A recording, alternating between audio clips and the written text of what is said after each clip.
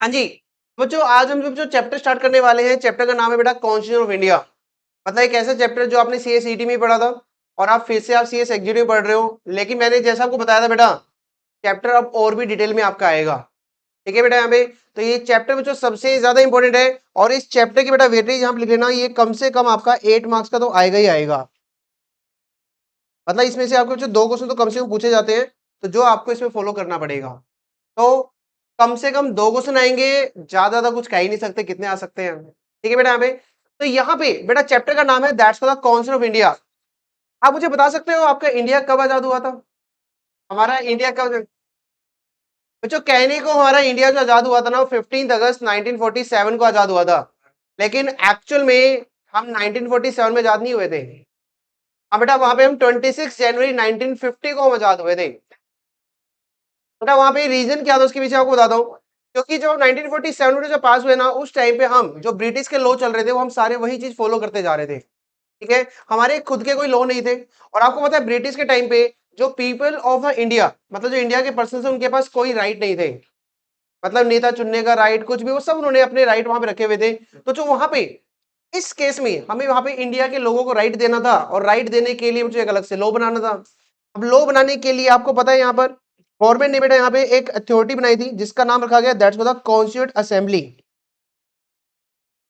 जिसको आप कहते हो ना एक टीम बनाई गई और उस टीम को कहा गया कि तुम्हें एक ऐसा लॉ बनाना है कि जो राइट दे, किसको राइट दे बेटा यहाँ पे? पीपल ऑफ इंडिया को बेटा राइट दे यहाँ पर। ठीक है यहाँ पे, और इस कॉन्स्टिट्यूट असेंबली मतलब इस टीम के बेटा यहाँ पे जो चेयरमैन थे, जो इसका मेन हेड आप कह सकते हो, वो कौन था आपको पता है? भीमराव अंबेडकर। भीमराव अंबेडकर, डॉक्टर भीमराव अंबेडकर बेटा यहाँ पे इसके चेयरमैन यहाँ पे बनाए गए थे, जिनको ये रिस्पॉन्सिबिलिटी दी गई थी कि भाई आपको ये इंडिया के लिए एक संविधान बनाना है, आपको एक कॉन्स्टिट्यूशन इंडिया वहां पे बनाना है। ठीक है, और बच्चों यहाँ पे भीमराव अंबेडकर जी ने जब बच्चों यहाँ पे लॉ बनाया, तो वैसे बच्चों यहाँ पे हर जगह पे उन्होंने सबसे ज्यादा प्रेफरेंस दिया पीपल ऑफ इंडिया। मतलब आज के टाइम बेटा अगर यहाँ देखा जाए ना, अगर ये कॉन्स्टिट्यूशन ऑफ इंडिया में अगर ये पीपल ऑफ इंडिया नहीं लिखा होता, तो जितने भी लॉ बनते कोई ना कोई और हम पे राज कर रहा होता। जितने भी नेता लोग आते वो पब्लिक को पूछते ही नहीं। ठीक है यहाँ पे, तो यहाँ बेटा ये जो सारे राइट यहाँ पे दिए गए वो कहाँ पे दिए गए बेटा? भीमराव अंबेडकर ने एक संविधान यहाँ पे बनाया। और बेटा ये जो संविधान यहाँ पे बनाया गया, किस नाम से, क्या बोलते हैं उसको बच्चों? Constitution of India. बेटा ये जो कॉन्स्टिट्यूशन ऑफ इंडिया है ना, ये हमारा जो अप्रूव हो गया था, वो 26 नवंबर 1949 को बेटा ये अप्रूव हो गया था। 26 नवंबर बेटा 1949 को अप्रूव हो गया था। और 1949 बेटा अप्रूव करके मतलब इसमें आप कह सकते हो बाद में एक्चुअल में ये जो एनफोर्स किया गया, तो पब्लिक बेटा ये लगाया गया, तो जो पब्लिक पे कब लगाया गया था? 26 जनवरी 1950 को। 26 जनवरी 1950 को। तो आज के टाइम में जिसको आप रिपब्लिक डे के नाम से आप जानते हो, रिपब्लिक मतलब जहां पे पीपल ऑफ इंडिया को अपने खुद राइट वहां पे मिले थे बेटा। ठीक है जी, इसलिए बच्चों इस डे को हम रिपब्लिक डे के नाम से जानते हैं। तो 26 जनवरी जो 1950 के नाम से बच्चों आया था। और ये बच्चों जब आया था ना, तो इसमें टोटल आपके जो यहाँ पे बच्चों सेक्शन की जो क्या वर्ड बोलते हैं यहाँ पे? आर्टिकल। तो यहाँ पे टोटल कितने आर्टिकल डिफाइन किए गए? टोटल बेटा 395 आर्टिकल्स बच्चों यहाँ पे आपके डिफाइन किए गए। 395, कहने को 395 नहीं है, आज टाइम में उससे मोर देन 400 हो चुके हैं। मतलब बीच बीच में जो आते रहते हैं ना, आर्टिकल 21A करके आता है। ठीक है, तो बीच बीच में नए नए आर्टिकल ऐड कर दिए गए हैं। बट अगर उसको हम टोटल के अकॉर्डिंग देखें बेटा, तो टोटल कितने रखे गए थे? 395 आर्टिकल्स यहाँ पे आपके आते हैं। ठीक है जी यहाँ पे, और ये बच्चों जो आर्टिकल्स है इसमें, तो यहाँ पे सेम थिंग कॉन्स्टिट्यूशन इंडिया में हर चीज में हम क्या वर्ड यूज करते हैं? The we the people of India. ठीक है जी यहाँ पे, और यहाँ पे बेटा हम पीपल्स ऑफ इंडिया मतलब जो इंडिया के जो सिटीजन है, उनके पास क्या क्या फंडामेंटल राइट होने चाहिए, क्या क्या उनकी ड्यूटीज होंगी, क्या क्या गवर्नमेंट की ड्यूटीज होंगी, तो बेटा ये सब चीजें आपको इस चैप्टर में आपकी कवर की गई है। ठीक है यहाँ पे, और बच्चों यहाँ पे कह सकते हैं बच्चों जब भीमराव अम्बेडकर ने जब ये बच्चों ये एक्ट जब यहाँ पे कॉन्स्टिट्यूशन ऑफ इंडिया बनाया, तो कुछ फीचर जो यहाँ पे रखे गए। आपको पता है हमारा जो इंडिया का जो कॉन्स्टिट्यूशन इंडिया है, ये पूरे वर्ल्ड में सबसे लेंथी है। किसी भी कंट्री का इतना बड़ा कॉन्स्टिट्यूशन ऑफ इंडिया नहीं है जितना इंडिया का बनाया गया था। ठीक है बेटा, हमें तो इसको आप जो कह सकते हो that is the bulkiest bulkiest in the world, bulkiest in the world. तो ये जो इंडिया में सबसे बड़ा बेटा यहाँ पे बनाया गया। और सबसे इंपॉर्टेंट थिंग बेटा यहाँ पे कि जब बच्चों इसको बनाया गया ना तो यहाँ पर बच्चों जो पावर्स है उसको भी डिवाइड किया गया, तो that's called the distribution of the power, कि कौन यहाँ पे लॉ बनाएगा, कौन उसको जो एडमिनिस्ट्रेट करेगा। तो बेटा यहाँ पे उन्होंने पावर को डिफाइन किया कि कौन यहाँ पे कैसे काम करेगा। और यहाँ पे बेटा कॉन्स्टिट्यूशन ऑफ इंडिया में साफ साफ इन्होंने बेटा जब इसको डिवाइड किया तो टोटल इसको पहले 3 पार्ट्स में इसको डिवाइड किया, 3 पार्ट्स में डिवाइड किया। मतलब लॉ बनाने वाली अथॉरिटी अलग, लॉ को इंप्लीमेंट करने वाली अथॉरिटी अलग, और लॉ को एनफोर्स करने वाली अथॉरिटी वो जो अलग वहां पे आपकी रखी गई। ठीक है, जिसको आप बोलते हो that's called the legislative. Second बेटा यहाँ पे आते हैं दैट इज द एग्जीक्यूटिव, जिसको आप एडमिनिस्ट्रेटिव भी बोलते हो। और तीसरा बेटा यहाँ पे रखा गया दैट्स कॉल्ड द जुडिशरी।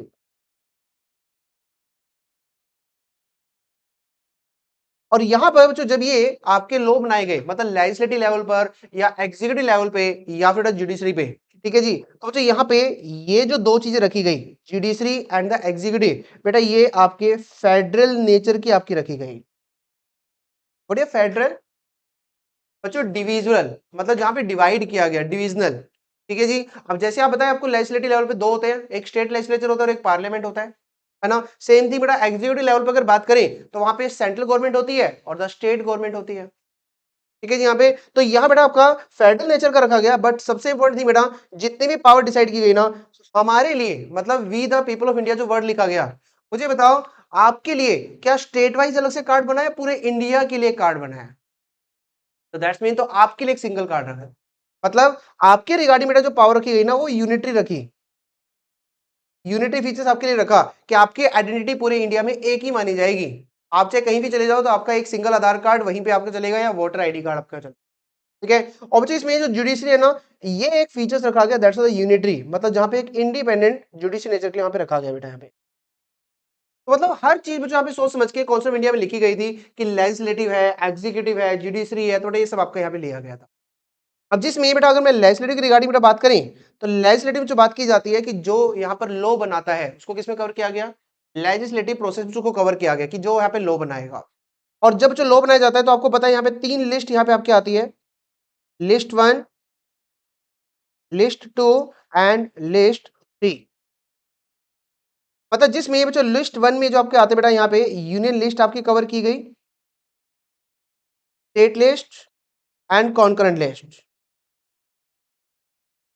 जब से आपने जो क्वेश्चन के बारे में सुना है ये वर्ड तो आपने बार बार सुने होंगे कि 3 तरह की बेटा लिस्ट बनाई जाती है, union list, state list, concurrent list. और बच्चों इसमें जो यूनियन लिस्ट होती है तो बच्चों यूनियन लिस्ट में जो भी बेटा लॉ बनाता है, यहाँ बेटा लॉ जो बनाया जाता है वो पार्लियामेंट यहाँ पे लॉ बनाती है। अभी बाद में डिटेल में पढ़ेंगे, यहाँ तो सिर्फ शॉर्टकट पढ़ रहे हैं कि इसमें क्या क्या बेसिक कुछ उसका आता है आपको यहाँ पे। तो यहाँ पे बेटा अगर मैं यूनियन लिस्ट में जो बात करते हैं तो यहाँ पे कौन लॉ बनाता है, पार्लियामेंट बनाता है under the supervision of president of India. मतलब अगर इस लॉ को बेटा यूनियन लिस्ट पे कोई भी अगर बच्चों इस लॉ को अगर पास किया जाएगा यूनियन लेवल पे तो उस पे बच्चों अपनी कौन कंसेंट देगा, साथ साथ में प्रेसिडेंट ऑफ इंडिया बेटा वहां पे अपनी कंसेंट देते हैं। सेकंड से बेटा यहाँ पे अगर स्टेट लेवल पे ले बेटा तो स्टेट लेवल पे बच्चों यहाँ पे जो बनाया गया that is the state legislature. और सेम थिंग ये किसकी कंसेंट में चलेगा बेटा, governor of the state, governor of the state. मतलब यहाँ ना बच्चों डिपेंड करता है, अगर हम कोई लॉ कोई बच्चा ऐसा बनाना चाहते हैं जो पूरे इंडिया पर लगाना चाहते हैं फिर तो किस में जाएगा, आपका यूनियन लिस्ट में जाएगा। जैसे for example companies act 2013, income tax act 1961, GST, तो बेटा ये कौन से लॉ हैं आपके, दैट द यूनियन लिस्ट के। ठीक है जी यहाँ पे। और स्टेट लिस्ट में अगर जो बनाना चाहें तो जहां पे सिर्फ स्टेट गवर्नमेंट के पास पावर रहेगी, सिर्फ स्टेट गवर्नमेंट उसको काम करेगी। ठीक है जी, तो वो बच्चों किस में आता है, स्टेट लिस्ट में आपका आता है। जैसे फॉर एग्जाम्पल बेटा पहले आता था वेट, दूसरा बेटा इसमें आप ले सकते हो एग्जाम्पल कि इंडियन स्टैंप एक्ट 1899, वहां पे हर स्टेट गवर्नमेंट के पास पावर होती है, वो अपने अपने लॉ वहां पे बनाते हैं। तो यहाँ पे बेटा सेम थिंग, दोनों ने अपनी अपनी पावर वहां पे डिवाइड की हुई है कि कौन किस लेवल पे लॉ बनाएगा। ठीक है जी यहाँ पे। और तीसरा बच्चों यहाँ पे आता है दैट द कॉन्करेंट लिस्ट। बच्चों कॉन्करेंट का मतलब होता है कि जहां पर पार्लियामेंट और प्लस स्टेट लेजिस्लेचर दोनों बच्चों मिलके लॉ बनाते हैं उसको कॉन्करेंट लिस्ट में लिया जाता है। जहां जो पार्लियामेंट और स्टेट लेजिस्लेचर बच्चों दोनों मिलके लॉ बनाते हैं उसको बच्चों यहाँ पे आपका रखा गया that is the concurrent list में आपका। और इसका जो बेस्ट एग्जाम्पल आप ले सकते हो कॉन्करेंट लिस्ट का, जो अभी आप सेटिंग में लेबर लॉज पढ़ रहे हो। लेबर लॉ में याद है अप्रोप्रिएट गवर्नमेंट जो वर्ड आता है वहां पे क्या मतलब होता था, सीजी भी होता है, एसजी भी होता है, डिपेंड ऑन द मैटर्स, है ना। तो इसका मतलब वो एक ऐसे लॉ है जहां दोनों ने लॉ वहां पे बनाए हुए हैं और उस चीज को बच्चों वहां पे प्रॉब्लम ना आए, तो मैंने कहा था ना एक चैप्टर और आपका ऐड किया गया, code on wages act. Code on wages जो 2019 आया चैप्टर नंबर 15, तो नोट्स में आपको अलग से दूंगा मैं उसके, तो उसमें आप पढ़ोगे कि उसको जो कॉन्करेंट लिस्ट है वो मैटर कहां पे लेके जा रहे हैं, यूनियन लिस्ट में लेके जा रहे हैं। तो आज के टाइम में वो कॉन्करेंट पे भी मैटर है और साथ में कहां पे आएगा, यूनियन लिस्ट में जो मैटर वो आएगा। ठीक है जी। तो ये बच्चों यहाँ पर जो लेजिस्लेटिव पावर बेटा यहाँ पे डिवाइड करके आपको बताया गया कि इसमें क्या क्या आपके रहेंगे। फिर बच्चों सेकंड लेवल पे आता है, दैट्स कॉल्ड द एग्जीक्यूटिव। यहाँ भी आपको डिवाइड किया गया कि क्या होगा बेटा यहाँ पे। तो यहाँ आपको पता है ये जो सारी पावर है सिर्फ दो गवर्नमेंट डिवाइड किया गया, नंबर 1 सेंट्रल गवर्नमेंट और number 2 state government. Central government है तो स्टेट गवर्नमेंट। ठीक है जी। और बेटा इस पूरे कॉन्सेप्ट इंडिया में प्लीज ध्यान से जो यहाँ पे पूरे कॉन्सेप्ट इंडिया में यहाँ पे ये जो एग्जीक्यूटिव पावर इन्होंने बता तो दिया दो तरीके का होता है, क्या क्या वर्ड होता है, सेंट्रल गवर्नमेंट और स्टेट गवर्नमेंट। बट बेटा मैं पूरे कॉन्स्टिट्यूशन में ये वर्ड यूज नहीं करूंगा, ना तो मैं सीजी वर्ड यूज करूंगा ना ही मैं एसजी वर्ड यूज करूंगा। बेटा इन सब के लिए उन्होंने एक कॉमन वर्ड यूज किया है, दैट द स्टेट। तो अगर आपको बच्चों कहीं पर भी स्टेट वर्ड मिले ना कि स्टेट लॉ नहीं बनाएगा, स्टेट ये नहीं करेगा, तो इसका मतलब मैं स्टेट की बात किसकी कर रहा हूं, सब गवर्नमेंट की बात कर रहा हूं। ठीक है जी। यहाँ पे चाहे वो सेंट्रल गवर्नमेंट हो, चाहे वो आपकी पार्लियामेंट हो, चाहे वो स्टेट लेजिस्लेचर हो, चाहे वो स्टेट गवर्नमेंट है, मैं सबकी बातें कर रहा हूं यहाँ पे। तो उसके लिए कॉमन वर्ड क्या यूज किया गया बेटा, स्टेट। तो स्टेट का मतलब कोई हरियाणा स्टेट या पंजाब स्टेट मत ले लेना। स्टेट का मतलब यहाँ पे क्या होगा बेटा, गवर्नमेंट, पार्लियामेंट, स्टेट लेजिस्लेचर, जितने भी यहाँ पे पावर्स वाले हैं ना सब यहाँ पे आ जाएंगे। तो सबके लिए कॉमन वर्ड यहाँ पे यूज किया गया। तो आगे आप पढ़ोगे ना तो क्या लिखा जाएगा, state shall not make law. तो मतलब स्टेट का मतलब क्या लेके चलोगे, parliament shall not make law, state legislature shall not make law, state government shall not make law. तो मतलब हर जगह पे बेटा इन्होंने एक वर्ड को कॉमन करने के लिए यहाँ पे स्टेट वर्ड लिया है। और कई बार बच्चे कंफ्यूज होते हैं कि सर स्टेट का मतलब क्या होगा। तो बेटा स्टेट का मतलब कोई राज्य की बात नहीं करो, बार बार कह रहा हूँ आपको बेटा। ठीक है जी। तो यहाँ पे बच्चे पावर यहाँ पे डिवाइड की गई है बेटा यहाँ पे कि कैसे कैसे वहां पे काम बच्चों किया जाएगा। ठीक है जी। नेक्स्ट बच्चों इसके बाद जो आपका जुडिशरी बेटा यहाँ पे आता है, तो जुडिशरी में मैंने कहा था ना इंडिपेंडेंट पावर रखता है और वो कौन आता है बेटा यहाँ पे, दैट इज द कोर्ट। ठीक है जी। तो सिर्फ यहाँ पे कोर्ट आपका रखा गया कि इसमें क्या क्या बेटा वहां पे आपका रहेगा। इजी पॉइंट बेटा यहाँ पे, बोलो कोई डाउट किसी को यहाँ तक।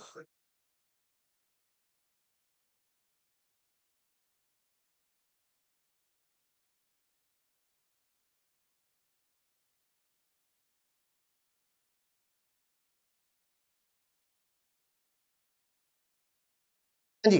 तो ये बच्चों इसके अंदर जब हम पढ़ेंगे ना बेटा हमें कॉन्स्टिट्यूशन इंडिया में, तो ये सब चीजें इसमें बताई गई है।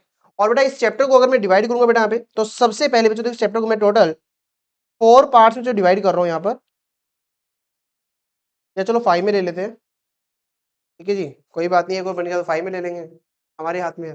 तो जिसमें बेटा सबसे पहले पार्ट में हम यहाँ पर डिस्कस करेंगे कि जो कॉन्स्टिट्यूशन ऑफ इंडिया बना है इसका प्रेम्बल क्या है।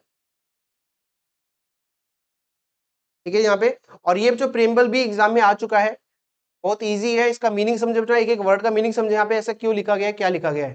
ठीक है जी। सेकंड बेटा पॉइंट इसके बाद आएगा इसमें कि बच्चों यहाँ पे हम बच्चों पढ़ेंगे यहाँ पे कुछ फीचर्स पढ़ेंगे कॉन्स्टिट्यूशन के इंडिया के, और इसके फीचर बच्चों आप ऑलरेडी वैसे कुछ पढ़ भी चुके हो। मतलब कॉन्स्टिट्यूशन इंडिया बेटा वैसे तो हमारा फेडरल नेचर है ना, लेकिन क्या कुछ यूनिटरी फीचर्स भी रखता है, नहीं रखता है। जैसे यूनिटरी फीचर्स बता सकते हो क्या हो सकता है बेटा, unitary features like court independent है, एक सिंगल है बेटा यहाँ पे, लाइक सिटीजनशिप पूरे इंडिया में एक ही मिलते हैं आपको। तो मतलब फेडरल नेचर भी रखता है but with some unitary features. और फेडरल में क्या क्या एग्जांपल आपके आ सकते हैं, लाइक गवर्नमेंट आ गई, लेजिस्लेटिव पावर आ गई आपकी, तो ये सब जो आपके फेडरल नेचर में आते हैं। ठीक है। यहाँ पे कभी आपने किसी दूसरी कंट्री में सुना है कि वहां पे स्टेट गवर्नमेंट के अलग जा रहे हैं, या हर जगह एक ही वर्ड सुनते हो। सिर्फ इंडिया में बेटा ऐसा होता है कि जहां पे मतलब चीफ मिनिस्टर अलग होता है, ठीक है जी, सीएम भी होता है और पीएम भी होता है। बट अगर दूसरी कंट्री में देखा जाए, अमेरिका में या फिर फ्रांस में कहीं भी देखोगे बेटा, तो वहां पे एक सिंगल पर्सन होता है जो उसको मैनेज करता है। ठीक है जी। वहां पे तो वहां पे जनरली आपका यूनिटी फीचर्स रखा गया, बट इंडिया में दोनों चीज रखी गई है। ठीक है जी। यहाँ पे और तीसरा बेटा यहाँ पे फिर कुछ चीजें और पढ़ेंगे इसमें बेटा कि स्टेट क्या होता है। ठीक है जी। और बच्चे यहाँ पे एक और पॉइंट करेंगे, that is a justifiability of the fundamental right.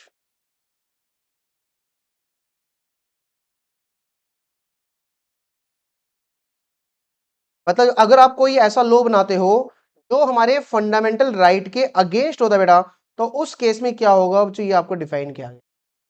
और इसमें बेटा जो स्टेट का मीनिंग है ना, ये हम पढ़ेंगे आर्टिकल नंबर 12 में, और जस्टिफिएबिलिटी आएगी बेटा आर्टिकल नंबर 13 में। तो ये जो 3-4 चीजें इसमें आप पढ़ोगे, प्रेम्बल, फीचर्स, स्टेट, जस्टिफिएबिलिटी। सिंपल, ठीक है जी। तो एक में जहाँ पे फर्स्ट में हम पूरा बेसिक यहाँ पे कवर करेंगे कि क्या क्या इसमें आपको दिया गया है। सेकंड थिंग बेटा इसमें आएगा कि if you are citizen of India, तो आपके पास बेटा क्या क्या फंडामेंटल राइट्स होते हैं, तो वो बेटा आपको यहाँ पे फंडामेंटल राइट्स आपको बताए जाएंगे। और इसमें से जो आपको बताइए टॉपिक एग्जाम में आता ही आता है, दैट द फंडामेंटल राइट्स। तो पार्ट नंबर 2 में बेटा हम सारे फंडामेंटल राइट कवर करेंगे, और जो आपके फंडामेंटल राइट आएंगे ना, वो आर्टिकल नंबर 14 से लेकर आपके आर्टिकल नंबर 32 तक आपके यहाँ जो कवर किए जाते हैं। आर्टिकल 14 से लेकर जो आर्टिकल नंबर 32 तक यहाँ पे कवर किए जाएंगे। नोट कर लिया सबने यहाँ तक, ठीक है। एंड तीसरी जो बच्चों पे थर्ड पॉइंट में हम जो क्या डिवाइड करेंगे कि बच्चों जब भी कोई स्टेट लॉ बनाएगा, क्या उनके लिए कुछ रूल्स बना सकते हैं। जैसे लाइक कि भाई कभी भी स्टेट अगर लॉ बनाएगा तो इन्वायरमेंट को सोच के बनाएगा, एनिमल्स पे कोई इंपैक्ट नहीं आना चाहिए, ठीक है, पर्सन्स के कल्चर, रिलीजियन, इन चीजों को देख के बनाएगा। तो वहां पे ना कुछ डायरेक्शन दी गई है, मतलब स्टेट को, बड़ी जो state, CG, IG, parliament, state legislature पढ़ेंगे भी बड़ी यहाँ पे। तो जो भी बच्चों ये लॉ बनाएंगे ना, तो इनको कुछ डायरेक्शन यहाँ पे फॉलो करनी पड़ेंगी। तो दैट्स को नाम दिया गया बेटा डायरेक्टिव प्रिंसिपल्स। डायरेक्टिव प्रिंसिपल्स, तो ये किसके लिए बेटा यहाँ पे होते हैं, स्टेट के लिए। और सेम थिंग सिटीजन के लिए क्या वर्ड यूज किया गया बेटा, फंडामेंटल ड्यूटीज। फंडामेंटल ड्यूटीज तो जो आपको फॉलो करनी है। अब मुझे बताओ, जैसे मुझे बताओ, क्या आपको अपने कल्चर, जो इंडिया में जो भी रिलीजियंस है, कोई भी कल्चर है, क्या उसकी रिस्पेक्ट करनी पड़ेगी, है ना। अपने फ्लैग की रिस्पेक्ट करनी पड़ेगी। अगर किसी को कोई पुरस्कार मिलता है, कोई भी अवार्ड मिलता है, क्या उसकी भी आपको रिस्पेक्ट करनी पड़ेगी, प्रेज करना पड़ेगा, ठीक है जी। तो ये कुछ चीजें बेटा हमें जो आपको बताई गई है, दैट्स द फंडामेंटल ड्यूटीज। तो दोनों की बता दी, स्टेट के लिए क्या बोला बेटा, डायरेक्टिव प्रिंसिपल्स, और यहाँ पर सिटीजन के लिए क्या वर्ड बोला गया, दैट्स द फंडामेंटल ड्यूटीज। अगर आपके पास फंडामेंटल राइट है तो आपके पास फंडामेंटल ड्यूटीज भी होंगे, ठीक है जी। यहाँ पे नेक्स्ट जो पॉइंट यहाँ पर हम कुछ इसमें नेक्स्ट पॉइंट यहाँ पे कवर करेंगे, ठीक है, कि जिसमें कुछ यहाँ पे हम कुछ एक टॉपिक यहाँ पे आएगा, दैट्स द रेट। रेट की बात करेंगे। सेकंड बेटा इसमें बात करेंगे कि जो पावर कैसे डिवाइड की गई है, that's the distribution of the power. तीसरे बच्चे इसमें बात करेंगे हम कि लॉ बेटा कैसे बनाया गया है, लॉ मेकिंग प्रोसेस, कि लॉ बेटा यहाँ पे कैसे बनाया जाता है,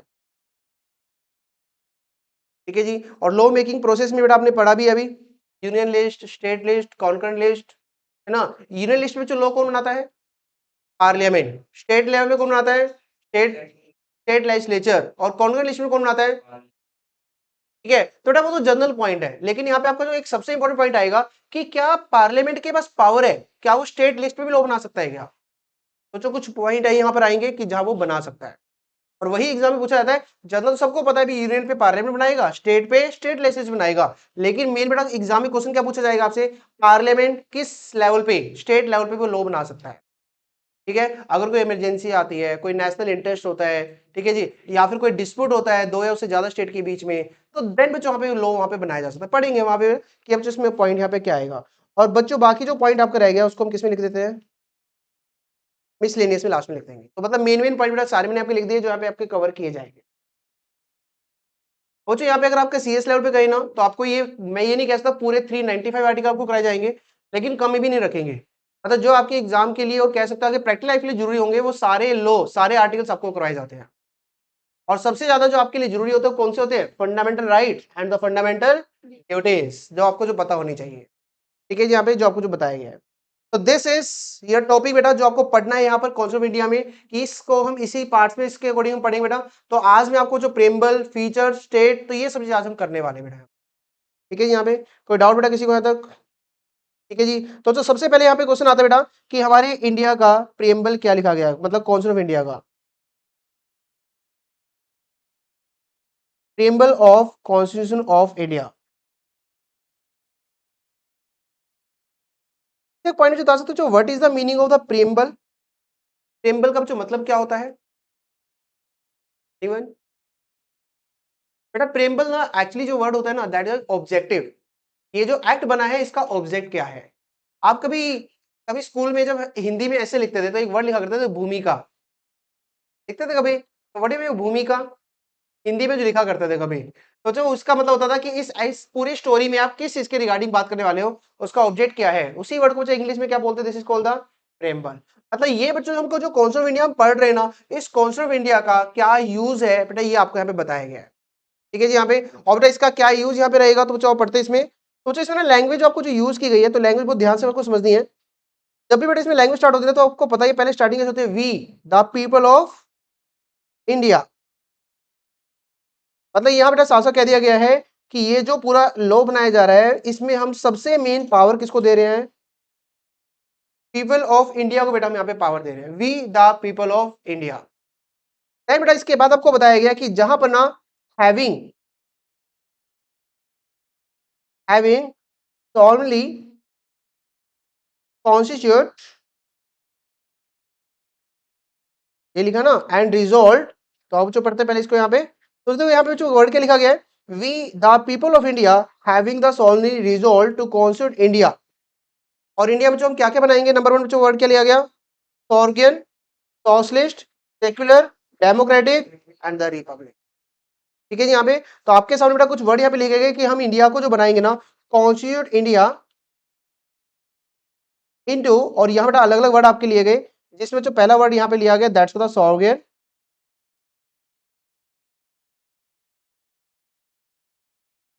ठीक है जी, नेक्स्ट वन डेमोक्रेटिक,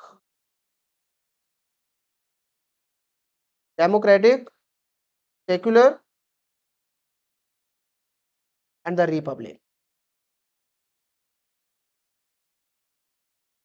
मीनिंग बता सकते हो बेटा यहाँ पे इन सब की मीनिंग क्या है, सबसे पहले जो वर्ड आ रहा है सोगियन। यस, तो बच्चों दैट्स मीन यहाँ पे जो कंट्रोल दिया जाएगा ना, तो यहाँ पे कंट्रोल एक पर्टिकुलर अथॉरिटी को दिया जाएगा यहाँ पे। अब जैसे आपको पता है यहाँ पे जो कंट्रोल देते हैं तो ऑलमोस्ट सेंट्रल गवर्नमेंट को देते हैं, मतलब बाहर वाला उसको कंट्रोल नहीं करेगा, तो दैट्स मीन उसको क्या वर्ड बोलते हैं, दिस इज कॉल्ड द सोगियन। तो सोगियन का बच्चों मतलब यहाँ पे क्या होता है कि यहाँ बेटा साफ साफ को बताया जाएगा कि कंट्रोल कौन करेगा, कंट्रोल द पावर्स। ठीक है यहाँ पे, तो यहाँ पे जो भी कंट्रोल करेगा ना, तो उसको मतलब हम एक ऐसे पर्सन को अपॉइंट करेंगे, और ये भी कौन अपॉइंट करेगा, people of India.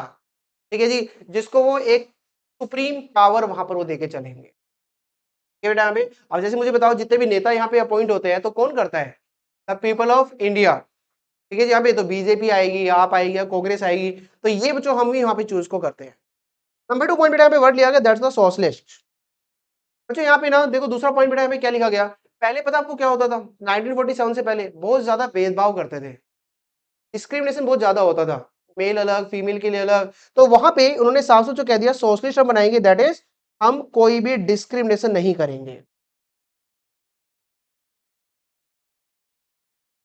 No discrimination. Third one that's को बेटा डेमोक्रेटिक, और डेमोक्रेटिक जो मतलब यहाँ पे होता है डेमोक्रेटिक, मतलब जितने भी जो रूल्स होंगे, जो भी चीजें यहाँ पे चलाई जाएंगी वो कौन चलाएगा, पीपल्स चलाएंगे। ठीक है जी, यहाँ पे तभी तो हम कहते हैं ना, आपने एक वर्ड सुना होगा कि जितने भी लोग जो बनाए थे लॉ ऑफ द पीपल्स, मतलब लोगों के लिए लोग बनाए जाते हैं, जितने भी नेता लोग अपॉइंट किए जाते हैं वो कौन करता है। हाँ जी, तो बच्चे यहाँ पे दैट्स को द डेमोक्रेटिक मतलब होता है बच्चे यहाँ पे जितने भी रूल्स होंगे ना वो रूल्स ऑफ द पीपल्स के लिए बनाए जाएंगे, लोगों के लिए बेटा रूल बनाए जाएंगे, इंडिया के लोगों के लिए यहाँ पे रूल्स यहाँ पे बनाए जाएंगे। ठीक है जी यहाँ पे, और उसको रूल कौन करेगा, पीपल्स करेंगे बेटा, यहाँ पे यहीं के लोग यहाँ पे करेंगे जो इंडिया के हैं। हाँ ये वही आता है, वेस्ट वेरी गुड। और नेक्स्ट जो सेक्युलर, मुझे बताओ इंडिया में बोलते हैं ना, क्या बोलते हैं बेटा यहाँ पे, हिंदू मुस्लिम सिख ईसाई बोलते हैं बेटा यहाँ पे, तो दैट्स मीन, तो बच्चों यहाँ पे सेक्युलर का बच्चों मतलब लिखा गया कि इंडिया में ना हर रिलीजन की रिस्पेक्ट की जाएगी।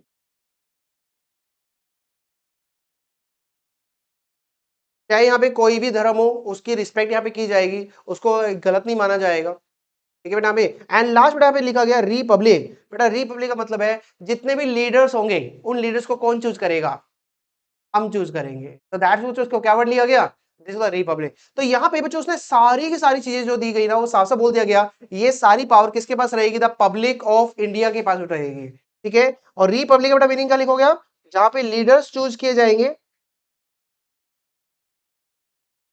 बाय द पब्लिक, कि किसको बनाना चाहते बेटा उसके ऊपर ही बताया गया आपको। तो सबसे पहले बेटा यहाँ पे जो स्टार्टिंग में जो वर्ड आपको बताया गया कि इसमें क्या चीज आपकी रहेंगी, तो साफ से जो बोल दिया, we the people of India only resolve to constitute the India into, क्या क्या जो वर्ड बताया गया, sovereign, socialist, democratic, secular and the republic. ठीक है यहाँ पे। और देन बच्चों इसके साथ में कुछ चीजें और आपको बच्चों ऐड की गई, जो इसमें आपको बच्चों बताई गई है। ठीक है बेटा, हमें तो जो चीजें बच्चों इसमें बताई गई है, इसमें क्या क्या चीजें और आपकी रहेंगी। अब बच्चों इसके साथ देखो, सब साथ में बच्चों प्लस आगे बढ़ो बेटा, क्या लिखा गया अब आगे, नंबर 3 क्या मिलेगा बेटा यहाँ पे, सिटीजन्स को जस्टिस, उनके जो जो सिक्योर किया जाएगा उनके जस्टिस को, चाहे वो जस्टिस किस इसके मैटर के रिगार्डिंग हो, सोशल, चाहे वो किसका हो, इकोनॉमिक, चाहे जो जस्टिस किसके रिगार्डिंग है। मुझे बताओ आज के टाइम में अगर कोई नेता आपसे बदतमीजी करे, क्या आप उसके अगेंस्ट भी कोर्ट में जा सकते हो क्या? जा सकते हैं। कोई भी अगर बिग एक्टर या एक्ट्रेस, जा सकते हैं, है ना। तो जो यहाँ पे आपका जस्टिस जो है वो सिक्योर किया गया फॉर ऑल द सिटीजन्स। ठीक है बेटा में, तो यहाँ पे जो कह सकते हो, तो फर्स्ट वन क्या सिक्योर किया गया बेटा, जस्टिस। और जस्टिस किस इसके रिगार्डिंग, चाहे वो सोशल नेचर का हो, चाहे वो पॉलिटिकल नेचर का हो, चाहे वो किसी नेचर का हो बेटा, इकोनॉमिक। तो सबको बेटा यहाँ पे आपका कवर किया गया। सेम थिंग और क्या बच्चों कवर किया गया आपका, देखो नेक्स्ट वन, लिबर्टी मिलेगी, पहले नहीं होती थी। पहले आपको बोलने की आजादी नहीं थी। पहले अगर आप बोलते थे ना, मतलब इस 1947 से पहले, तो जो डायरेक्ट वो गोली मार देते थे, है ना। तो मतलब उस केस में ही बेटा यहाँ पे आपको कुछ भी थॉट, एक्सप्रेशन, बिलीफ, फेथ या पूजा, वर्शिप, बेटा सब चीजों की आपको लिबर्टी यहाँ पे दी गई है। ठीक है जी, तो फायदा मिल गया है, पता होगा ये तो, तभी तो आज के टाइम में आप इतनी सारी चीजें बोल देते हो, है ना। तो थॉट के, बिलीफ, फेथ, तो ये सब बेटा आपको यहाँ पे राइट दिए गए। नेक्स्ट वन, क्या आपके पास एक इक्वल अपॉर्चुनिटी है, किस चीज की बेटा इक्वलिटी मिलेगी, देखो लिखा गया स्टेटस की, एंड नंबर 2 बेटा किस चीज की मिलेगी, अपॉर्चुनिटी। ठीक है जी, यहाँ पे आप ये नहीं कह सकते बेटा कि भाई तुम मतलब लोअर, मतलब नीचे डिपार्टमेंट से हो, ठीक है जी, तो नीच जाति से हो, तो भाई आपको आगे बढ़ने का राइट नहीं है, तो ऐसा नहीं कह सकते। यहाँ बेटा, तो यहाँ पे बेटा हर चीज की क्या इक्वलिटी दी गई, नहीं दी गई है। तो नेक्स्ट बेटा यहाँ पे, तो आपको जस्टिस, लिबर्टी, इक्वलिटी, सबको जो इक्वल राइट दिया गया है अपना एक स्टेटस के लिए या एक अपॉर्चुनिटी के लिए। तो दोनों राइट आपके पास रहेंगे, स्टेटस भी रहेगा, अपॉर्चुनिटी के लिए भी आप कर सकते हो। एंड लास्ट वन बेटा यहाँ पे लिखा गया, दैट्स द फ्रेटर्निटी।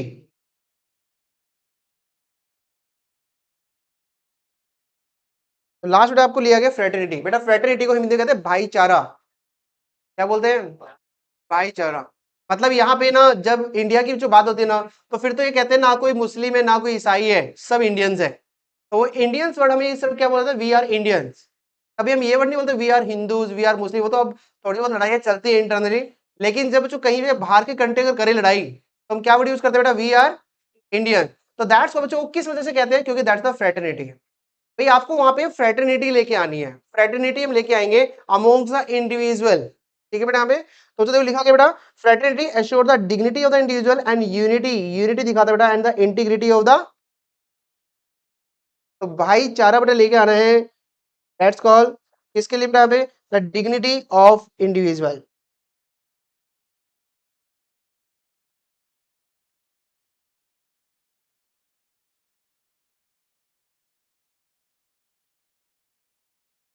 तो ये सब चीजें बच्चों इसमें देख रहे हो, यहाँ पे एक प्रेम्बल में इन्होंने बहुत कुछ यहाँ पे डिफाइन कर दिया बेटा कि प्रेम्बल में क्या क्या चीजें आपकी रहेंगी।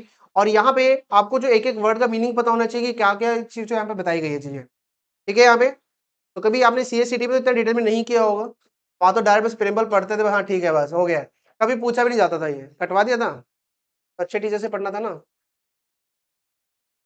अच्छा,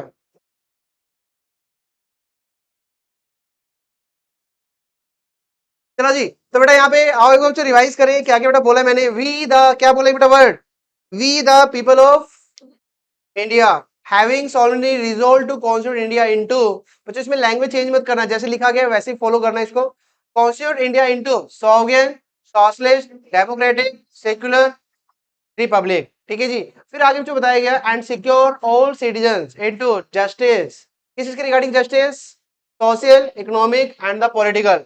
नंबर 2 लिबर्टी किस चीज की मिलेगी आपको, थॉट, बिलीफ, फेथ, वर्शिप, ठीक है जी। नेक्स्ट वन आपको इक्वलिटी मिलेगी आपको किस चीज के regarding, status and the opportunity and fraternity बेटा होगी among the dignity of the individual and the unity of the India.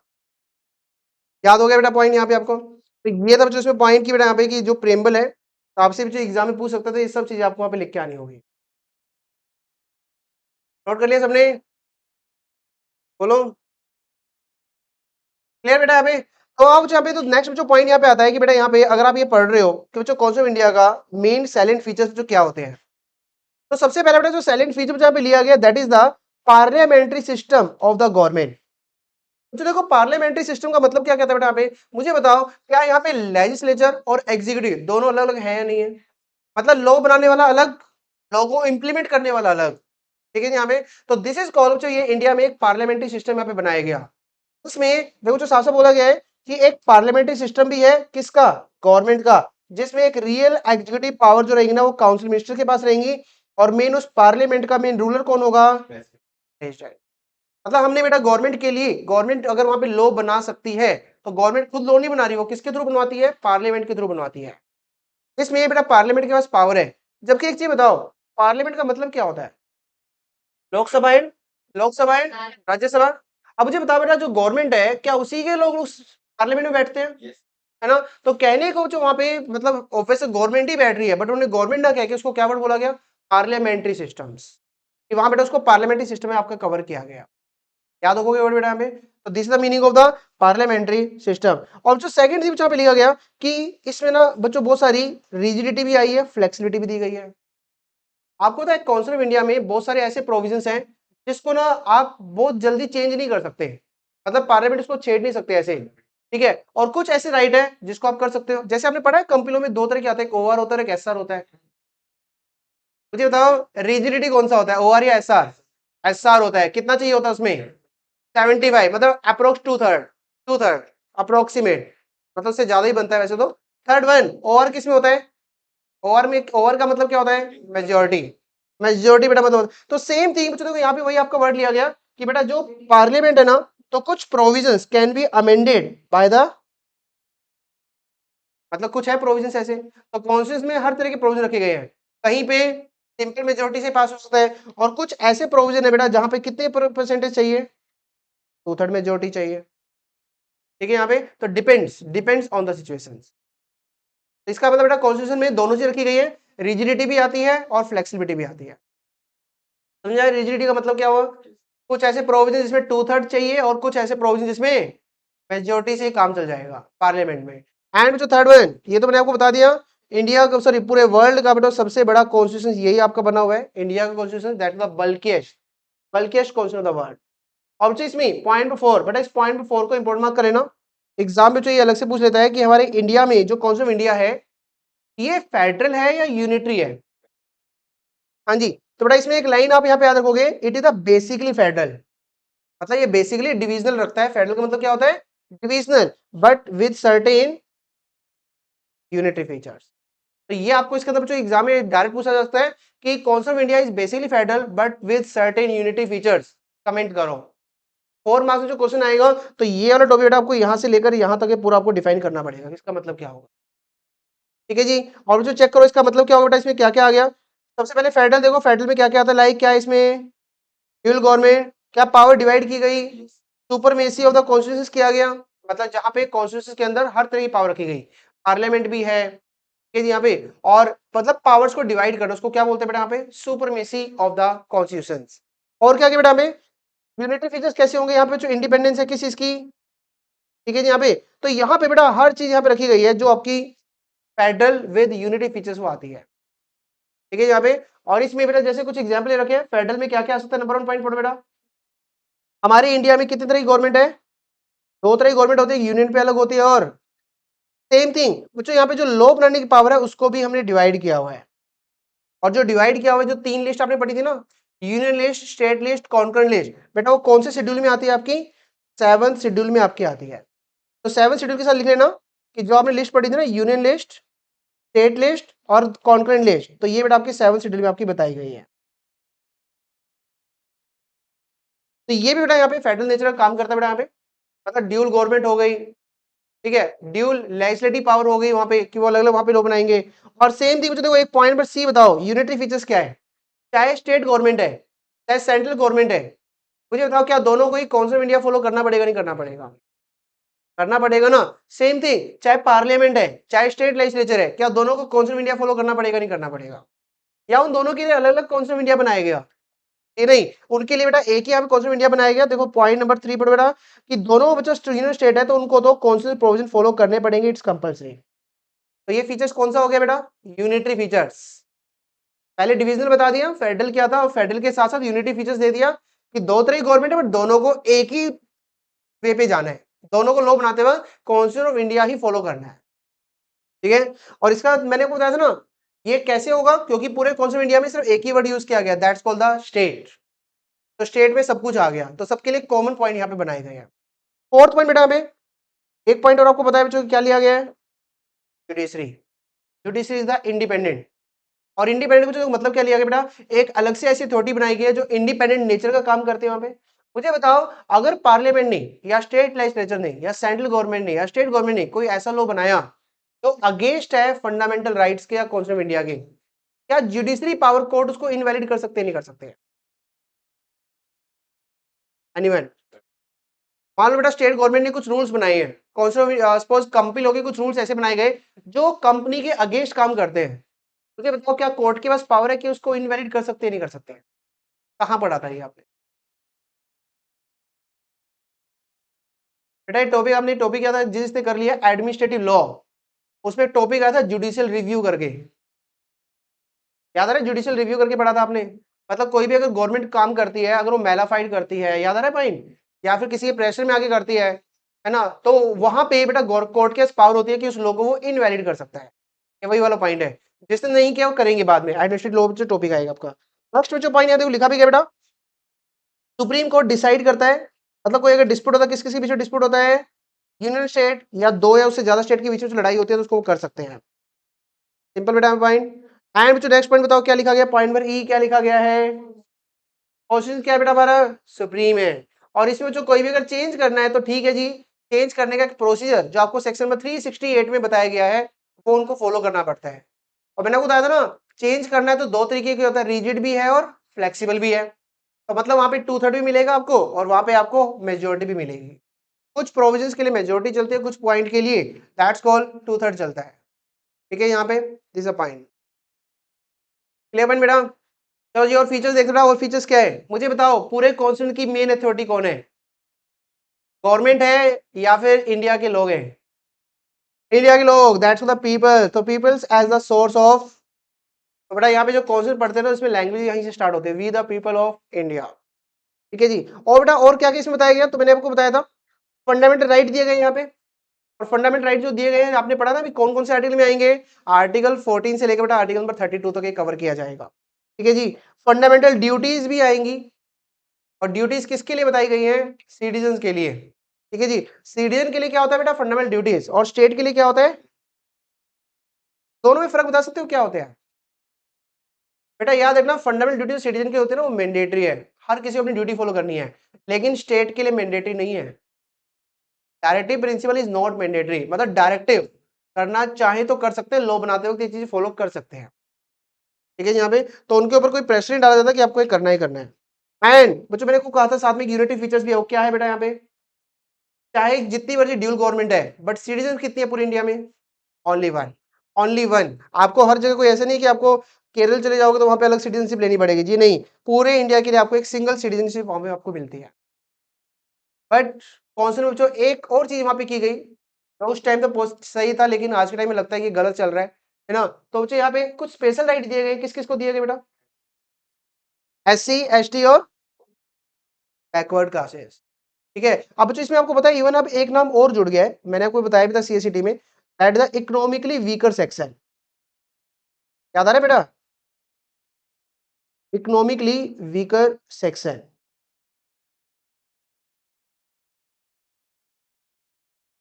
तो यहाँ बेटा इकोनॉमिकली वीकर सेक्शन जो 2019 में ऐड हुआ था, ठीक है जी। तो इसके बारे में जो यहाँ पे कुछ स्पेशल प्रोविजन अब बनाए गए हैं। तो यहाँ पे अब कॉन्स्टिट्यूशन में बच्चों एससी, एसटी और economic vehicle section, backward classes, तो इन सबको जहाँ पे आपके रूल्स के अकॉर्डिंग अलग से फायदा यहाँ पे दिया गया है। तो ये बेटा यहाँ पे फीचर्स आपको बताए गए हैं, तो मैं आपको सारे नहीं कहूंगा। सबसे इंपॉर्टेंट जो फीचर बेटा इसमें आपका फीचर नंबर 4, ठीक है। यहाँ पे तो ये अलग से आपसे पूछा जा सकता है, और अगर टोटल बच्चों फीचर्स पूछेगा तो कोई भी यहाँ से 4 से 5 पॉइंट यहाँ पे याद कर लेना। बाकी चीजें तो आपकी इसमें कवर होंगी होंगी जो आगे चैप्टर आप पढ़ोगे बेटा यहाँ पे, ठीक है जी। डन बेटा, यहाँ पे कोई डाउट किसी को? अभी बेटा ये हम पार्ट नंबर 2 में बात करेंगे तो फंडल राइट की। अब डायरेक्ट बच्चों नेक्स्ट टॉपिक हमारा क्या आ रहा है, स्टेट क्या होता है बेटा यहाँ पे। तो स्टेट के रिगार्डिंग में पढ़ेंगे, स्टेट को किस किस को जहाँ पे स्टेट में कवर किया गया है, ठीक है जी। एक काम करो बेटा, जितना भी तक टॉपिक हुआ है एक बार जल्दी से रिवाइज करो फास्ट। तो नेक्स्ट जो पॉइंट यहाँ पे आपका आ रहा है बेटा, दैट्स मीन देखो 2 पॉइंट मैंने जो कवर कर लिए।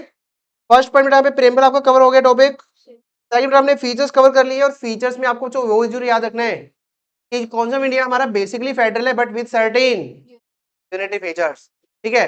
तो जो मुझे बता सकते हो जस्ट ओनली यूनिटरी फीचर्स कौन कौन से हैं आपके, कोई भी 3 फीचर्स बता दो यूनिटरी। पहला जो फीचर्स क्या आता है यहाँ पे, सिंगल सिटीजनशिप। दूसरा जो क्या आ सकता है, जुडिशरी, जुडिशरी। और तीसरा बेटा चाहे वो सेंट्रल गवर्नमेंट हो चाहे स्टेट गवर्नमेंट हो, दोनों को ही कॉन्स्टिट्यूशन ऑफ इंडिया फॉलो करना पड़ता है, ठीक है यहाँ पे। तो यहाँ पे हम क्या वर्ड यूज करते हैं, स्टेट वर्ड यूज करते हैं। तो इसका मतलब जो भी चाहे वो सेंट्रल लेवल पे लॉ बनेगा चाहे वो आपका स्टेट लेवल पे बनेगा, तो यूनिटरी फीचर्स क्या है, दोनों को ही कॉन्स्टिट्यूशन ऑफ इंडिया के आर्टिकल जो है वो फॉलो करने पड़ेंगे, ठीक है जी। और वो बच्चों क्यों फॉलो करने पड़ेंगे, क्योंकि बच्चों यहाँ पे वर्ड आ रहा है दैट इज द स्टेट, की बेटा स्टेट क्या होता है, what is the meaning of the state. और स्टेट का बेटा यहाँ पे मीनिंग यहाँ पे लिया गया, तो पहले आपको लिख लेना बेटा में स्टेट जो वर्ड आपको डिफाइन किया गया वो आर्टिकल नंबर 12 में आपको डिफाइन किया गया है। तो जब बेटा स्टार्टिंग करोगे ना कि स्टेट क्या होता है, तो बच्चों वहां पे आपको लिखना पड़ेगा कि स्टेट जो वर्ड है वो कहां पे दिखाया गया है, आर्टिकल नंबर 12 में बेटा आपको बताया गया है, ठीक है जी। और यहाँ पे बच्चों स्टेट का मीनिंग दोनों ने बच्चों यहाँ पे देखो तीनों लेवल पे कवर किया, ठीक है। यहाँ पे तो बच्चों तीनों लेवल पे कवर किया। पहले लेवल पे मुझे बताओ, सबसे पहले फर्स्ट लेवल लेके चलते हैं यूनियन लेवल पे। यूनियन लेवल पे कौन सी गवर्नमेंट होती है, सेंट्रल गवर्नमेंट या स्टेट गवर्नमेंट, सेंट्रल गवर्नमेंट। तो बेटा यहाँ पे देखो फर्स्ट उन्होंने कहा कि स्टेट का मतलब गवर्नमेंट ऑफ इंडिया तो होगा ही होगा, प्लस पार्लियामेंट भी होगा। तो ये लो बेटा मैंने स्टेट लेवल का यहाँ पे कवर कर दिया कि जो आपके स्टेट लेवल पे यूनियन लेवल पे आते हैं। तो इंडिया की गवर्नमेंट ले ली, मतलब सेंट्रल गवर्नमेंट वर्ड यूज ना करें, क्या वर्ड आ जाएगा, गवर्नमेंट ऑफ इंडिया। और दूसरा जो वर्ड क्या आ गया, प्लस पार्लियामेंट। अब जो स्टेट लेवल की बात करते हैं, तो स्टेट लेवल पे कौन होता है, गवर्नमेंट होती है, तो government of each state plus legislature of each state. एक चीज बताओ बेटा, मैंने पार्लियामेंट के साथ क्यों नहीं लिखा ये ऑफ ईच करके, पार्लियामेंट तो बस एक ही होता है क्योंकि वो यूनियन लेवल पे है। Same thing government of India भी एक ही है, तो वहां पे कोई ईच करके नहीं आएगा, क्लियर। और तीसरा बेटा पॉइंट यहाँ पे आता है दैट इज द और कितने बेटा यहाँ पे लोकल अथॉरिटी होंगी, जितनी बेटा यहाँ पे लोकल अथॉरिटी होंगी बेटा उसको कवर किया गया। एंड प्लस इसके अलावा बेटा कोई और अथॉरिटी है बेटा उसको भी यहाँ पे कवर किया गया।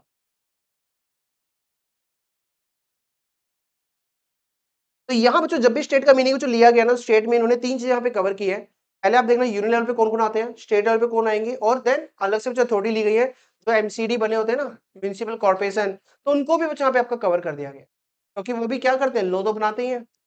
तो इन्होंने जो 3 चीजें क्या कवर की है, सबसे पहले यूनियन लेवल पे कौन कौन आता है, government of India plus parliament. State level पे कौन आएगा, स्टेट गवर्नमेंट आ गई, मतलब government of each state and plus legislature of each state, ठीक है जी। और तीसरा बेटा किसको कवर किया गया, लोकल अथॉरिटी और अदर अथॉरिटी।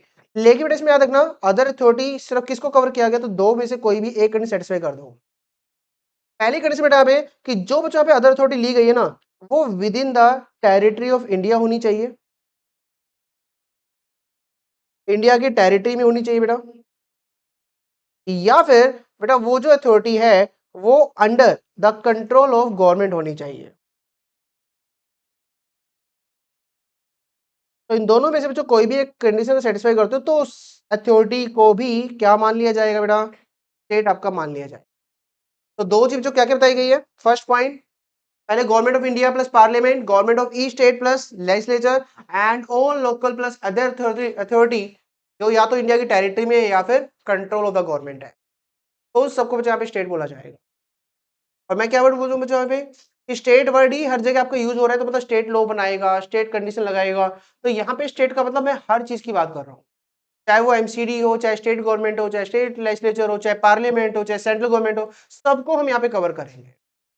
ठीक है यहाँ पे अब जो क्वेश्चन आता है ये what is the meaning of other authority, ये अदर अथॉरिटी में क्या क्या आएगा मुझे बताओ। जैसे आपने देखा गांव साइड पंचायत होती है, ठीक है, यहाँ पे पंचायत में आजकल सरपंच के भी इलेक्शन होते हैं, सुना आपने ये? ठीक है, या फिर इलेक्ट्रिसिटी बोर्ड होता है, सुना आपने इलेक्ट्रिसिटी बोर्ड, वहां पे भी इलेक्शन होते हैं। ठीक है यहाँ पे, तो यहाँ बेटा देखो आओ जो पढ़ते हैं इसमें जो क्या लिखा गया, तो सबसे पहले जो लिखा गया बेटा अंडर सेक्शन 12, यहाँ से इसको मेन पढ़ना बेटा, स्टेट इंक्लूड, स्टेट क्या क्या इंक्लूड करता है बेटा, नंबर 1 पॉइंट यूनियन लेवल पे देखो किसको लिया गया, गवर्नमेंट एंड, दूसरा जो स्टेट वाइज ले लो गवर्नमेंट एंड लेजिस्लेचर ऑफ, और तीसरा जो पे लिया गया all the local and other authorities. लेकिन बेटा ये अदर अथॉरिटीज कौन सी ली गई, या तो वो विद इन द, या फिर बेटा वो अंडर द कंट्रोल किसकी होनी चाहिए, गवर्नमेंट ऑफ इंडिया, यहां लिख ले बेटा भाई under the control of the government of India, उसको जो कवर किया गया यहाँ पे। और ये बच्चों जो लोकल अथॉरिटी है, लोकल अथॉरिटी को क्या क्या बच्चों लिया गया, लाइक क्या क्या आ सकता है लोकल अथॉरिटी में, म्यूनिसिपैलिटीज आ जाती है, डिस्ट्रिक्ट बोर्ड आ जाएगा, पंचायत आ जाएगा, एक इंप्रूवमेंट ट्रस्ट आ जाएगा, पोर्ट ट्रस्ट आ जाएगा, और माइनिंग सेटलमेंट बोर्ड बच्चों यहाँ पे आपका आ जाएगा। तो ये बेटा आपको इसमें लोकल अथॉरिटी का जो मीनिंग बताया गया कि इसमें क्या क्या चीज आपको आनी चाहिए। 11 बेटा यहाँ पे क्या, कॉलोनी का मीनिंग होता है कि हाँ वही मिलके जो वहां पे कहा जाएगा, मिलके, यस। ठीक है जी, तो यहाँ पे बच्चों दोनों चीजों का जो मीनिंग आपको बताया गया, मतलब बेटा इसमें अगर मैं दोनों पॉइंट बेटा यहाँ पे लेके चलता हूँ कि सबसे पहले जो वर्ड आता है कि लोकल अथॉरिटी का मतलब क्या होगा,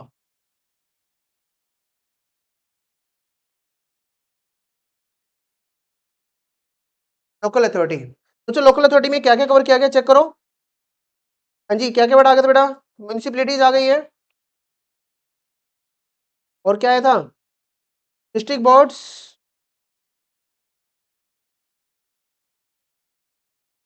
याद रखना आपको एग्जाम में जो अगर स्टेट की डेफिनेशन आएगी ना, तो इसके साथ आपको डेफिनेशन कंप्लीट करनी है, डिस्ट्रिक्ट बोर्ड, और थर्ड में यहाँ पे आएगा क्या आएगा बताओ, पंचायत,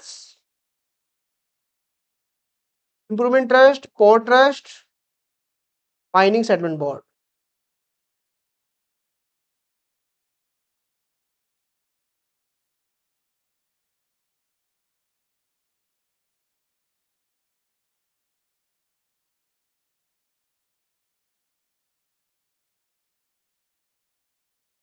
माइनिंग सेटलमेंट बोर्ड,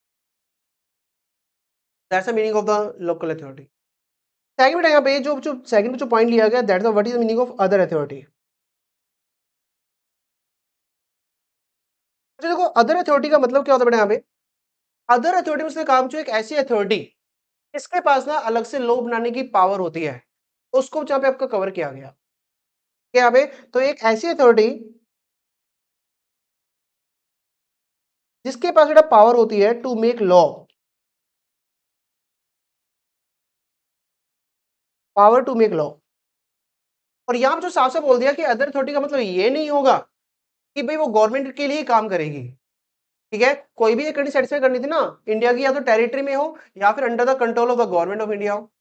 अब मुझे बताओ जैसे इसमें एग्जाम्पल है यहाँ पे आईसीएसआई, क्या एक अथॉरिटी बेटा क्या लॉ बनाने की पावर है ना, लॉ में चेंज करने की पावर है ना, कि यूनियन लेवल पे है ये, एलआईसी, आरबीआई, है ना, तो मुझे ये कुछ ऐसी अथॉरिटी है जिनके लॉ बनाने की पावर वहां पे होती है। अब देखो साथ में जो यहाँ पे क्या लिखा गया, ठीक है, it doesn't matter,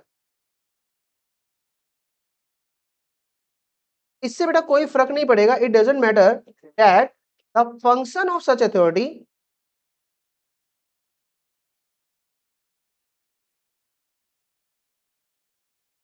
function of such authority is of government character और नॉट, गवर्नमेंट नेचर का बेटा वो काम कर रही है नहीं कर रही है, सिर्फ कोई फर्क नहीं पड़ेगा। जस्ट हम ये क्या चेक करेंगे क्या उसका सुपरमेसी है, क्या लॉ बनाने की पावर है या नहीं है। ठीक है जी, तो उसके अगर पावर है तो उसको हम यहाँ पे स्टेट में कवर करते हैं, और इट डजेंट मैटर कि बेटा वो वहां पे काम करती है या नहीं करती है, मतलब गवर्नमेंट से रिलेटेड काम करती है नहीं करती है। बेटा में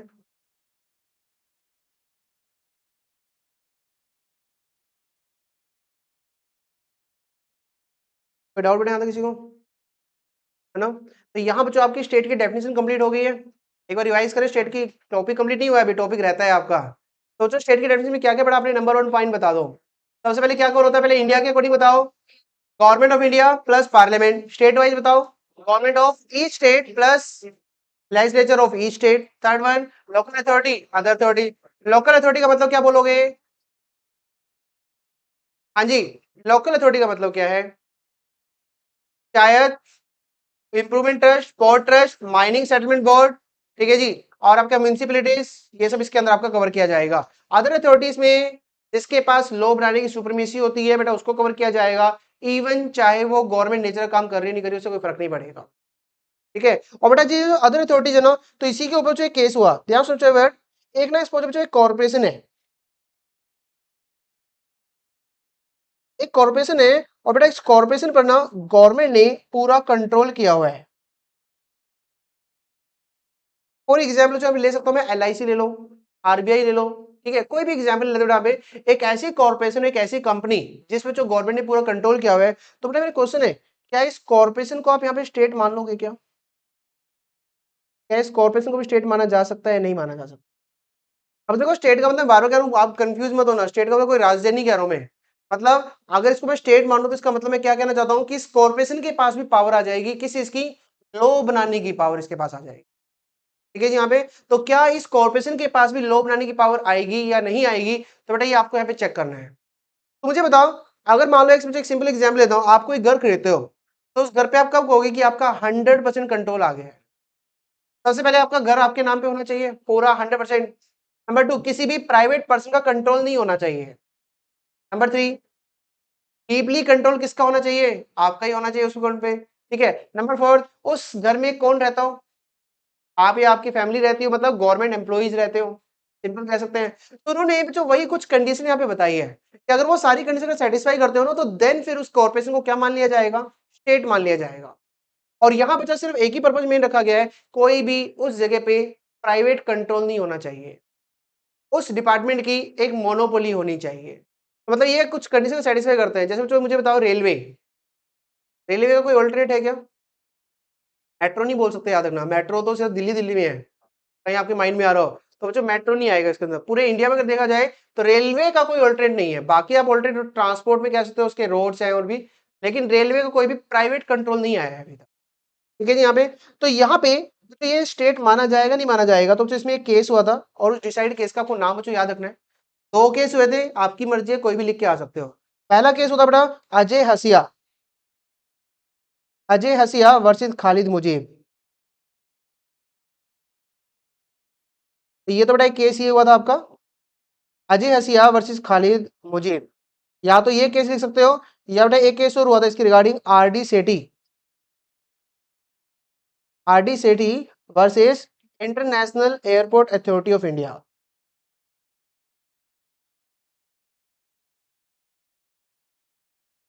international airport authority of India. कोई बात नहीं, थोड़ा एक्स्ट्रा भी पढ़ लिया करो, ठीक है जी। तो आपकी मर्जी बेटा, कोई भी केस आप लिख सकते हो। बाकी आपकी बुक में जो केस दे रखा है वो अजय हसिया वर्सेस खालिद मुजीब दे रखा है, ठीक है जी। बाकी आप दोनों लिखोगे तो कोई गलत नहीं करेगा वो आपका। क्या क्या केस थे? अजय हसिया वर्सेस खालिद मुजीब, ठीक है जी। या फिर क्या केस लिखोगे? RD Sethi versus international airport authority of India. और इस दोनों केस में बेटा एक कॉमन जजमेंट यहाँ पे पास की गई थी, जिसमें कहा गया था कि अगर कुछ कंडीशन सेटिस्फाइड हो जाती है, कुछ कंडीशन बेटा यहाँ पे बताई गई है, if condition satisfied then corporation, जो बेटा कॉर्पोरेशन है उसको हम shall be treated as state, उस कॉर्पोरेशन को भी हम स्टेट की तरह वहां पे ट्रीट करेंगे। और अगर उसको स्टेट ट्रीट करेंगे, तो जैसा कॉन्स ऑफ इंडिया में लॉ बनाने की पावर है या कोई डायरेक्टिव प्रिंसिपल्स हैं, तो वो सारे के सारे बेटा उस कॉर्पोरेशन पर भी लगेंगे। और इस कॉर्पोरेशन जो जब भी आप एग्जाम्पल होगे ना, इसमें आप एग्जाम्पल ले सकते हो, LIC ले सकते हो, रेलवे ले सकते हो, ठीक है। बट बेस्ट एग्जाम्पल रेलवे रहेगा, क्योंकि LIC के बहुत सारे कॉम्पिटिटर हैं, ठीक है यहाँ पे। तो इसमें बेस्ट एग्जाम्पल कौन सा लेके चलोगे आप? रेलवे का जो लेके चलना कि जहां पे जो कुछ कंडीशन अगर सेटिस्फाइड करते हो तो देन वहां पर उस कॉर्पोरेशन को भी स्टेट मान लिया जाएगा। और वो बेटा कंडीशन क्या क्या जो पढ़ते हैं इसके रिगार्डिंग, सोचो क्या क्या कंडीशन, नंबर 1 पॉइंट बताओ उसकी, if the entire share capital 100% share capital बेटा किसके पास होनी चाहिए? गवर्नमेंट के पास होनी चाहिए, नंबर 1 पॉइंट। ठीक है यहाँ पे। तो नंबर 1 बेटा उसके 100% शेयर गवर्नमेंट के पास होने चाहिए और वो इस तरीके से काम करेगी कि जैसे कि बेटा वो इंस्ट्रूमेंट जो कॉर्पोरेशन है ना, वो कौन है? एजेंसी किसकी है? गवर्नमेंट की है। मतलब उसके शेयर इस तरीके से ले लो, अगर वो कोई भी काम करे तो हम ये मान के चले कि वो कॉर्पोरेशन काम नहीं कर रही है, वो काम कौन कर रहा है? गवर्नमेंट काम कर रही है। मुझे बताओ रेलवे में आप कोई भी अगर टिकट बुक करते हो, कोई भी कॉन्टेक्ट करते हो तो क्या मान के चलते हो? रेलवे कंपनी से कॉन्टेक्ट किया, गवर्नमेंट से कॉन्टेक्ट किया? गवर्नमेंट से कॉन्टेक्ट किया। क्यों? क्योंकि उसमें जो रेलवे के 100% शेयर्स किसके पास है? वो बेटा गवर्नमेंट के पास वहां पे दिए गए हैं। समझ में आया वर्ड बेटा आपको यहाँ पे? ठीक है। तो फर्स्ट कंडीशन जहाँ पे ली गई है कि एक कॉर्पोरेशन को स्टेट मानने के लिए नंबर 1 पॉइंट बेटा उसकी 100% share capital, entire share capital जो होनी चाहिए बेटा हेल्ड बाय गवर्नमेंट, गवर्नमेंट के पास वो होनी चाहिए। नंबर 2 पॉइंट कि वो बच्चों जो वर्क करेगी ना, वो एजेंसी जो वर्क करेगी, work of the corporation as agency of government की तरह बेटा वो काम करेगी।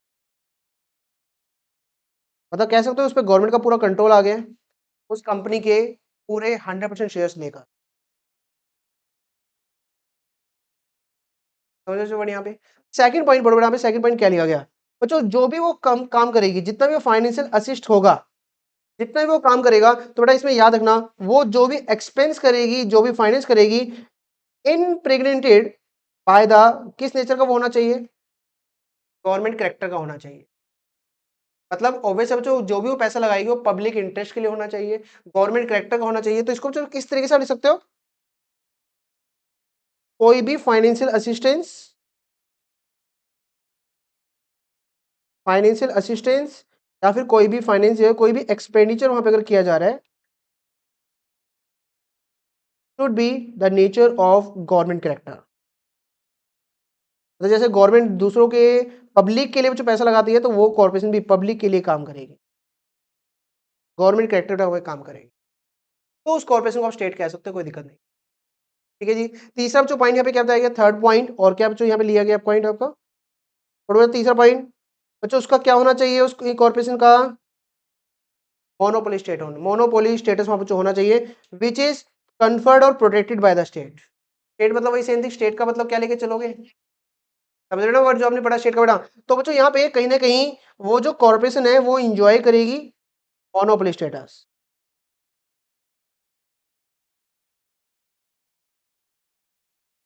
और देखो साथ में जो क्या लिखा गया, which is protected by the state. मतलब स्टेट ने ना बेटा, आपको पता है रेलवे की रिगार्डिंग साथ साथ लॉ में लिखा गया है कि कोई भी प्राइवेट पर्सन अपने खुद के रेलवे स्टेशन नहीं बना सकता। ठीक है जी, यहाँ पे अनलेस कि जब तक गवर्नमेंट उसको अप्रूव ना करे। तो इसका मतलब उसकी शासन मोनोपोली है नहीं है रेलवे की। ठीक है जी, तो किसी को ये चीज अलाउड नहीं की गई है। तो इसका मतलब बेटा ये जो मोनोपोली स्टेटस है, ये कोई बिजनेस करके नहीं आया है, ये प्रोटेक्टेड होना चाहिए बाय द स्टेट। अगर आप कहते हो कि सर मैं आज मेरी मोनोपोली है, तो बेटा मोनोपोली कब तक रहेगी? ऑब्वियस है, जब तक गवर्नमेंट उसको सिक्योर करके नहीं चलेगी तब तक मोनोपोली कब तक रहेगी आपकी? कंपटीशन हर बिजनेस में आता है। ठीक है जी यहाँ पे।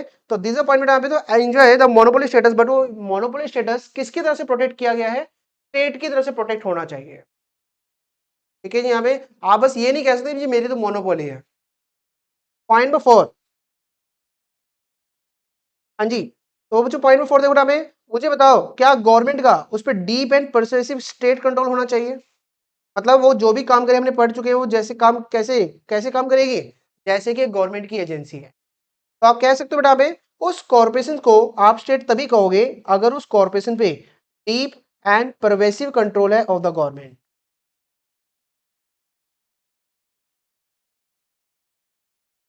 तो बेटा वो हमें कह सकते हो कि गवर्नमेंट उसको पूरा पूरा गवर्नमेंट अपने उसमें लेके चल रही है, गवर्नमेंट ने उसकी 100% शेयर्स लिए है, उसका कोई प्राइवेट कॉम्पिटिटर नहीं है, उसका मोनोपोली स्टेटस है।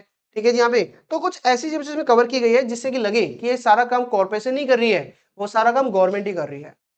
इसकी बताओ इस डिपार्टमेंट में प्राइवेट एम्प्लॉय होने चाहिए, गवर्नमेंट एम्प्लॉय होने चाहिए? रेलवे में कौन से एम्प्लॉई है, गवर्नमेंट एम्प्लॉई या फिर प्राइवेट, गवर्नमेंट। तो इसका मतलब बेटा नेक्स्ट पॉइंट पढ़ो, क्या लिखा गया बच्चों यहाँ पे, ये पॉइंट पहले ये पॉइंट पढ़ो, डिपार्टमेंट ऑफ द गवर्नमेंट बेटा उस वहां पे ट्रांसफर हो चुका हो,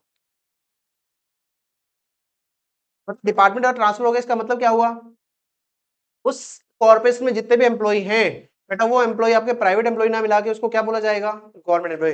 तो पूरा का पूरा डिपार्टमेंट बेटा वहां पे किसका होना चाहिए, गवर्नमेंट का होना चाहिए।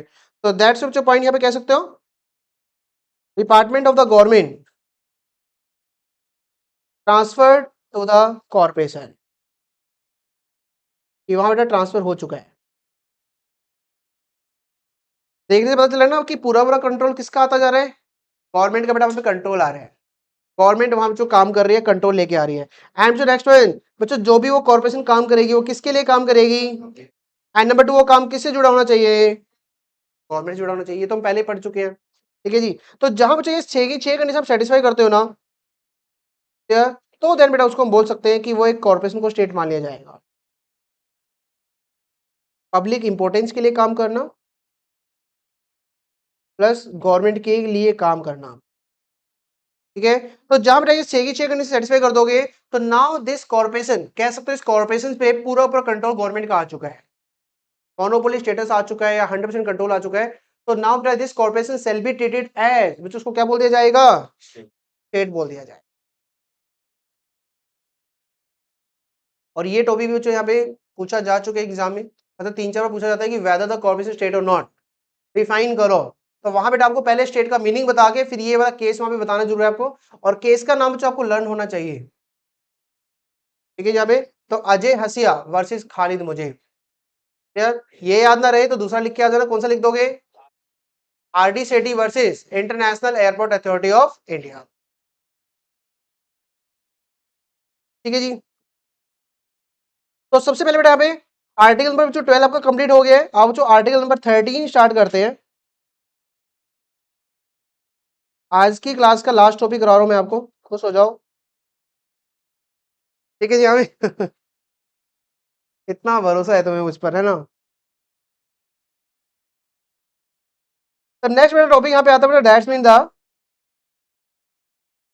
जस्टिफिएबिलिटी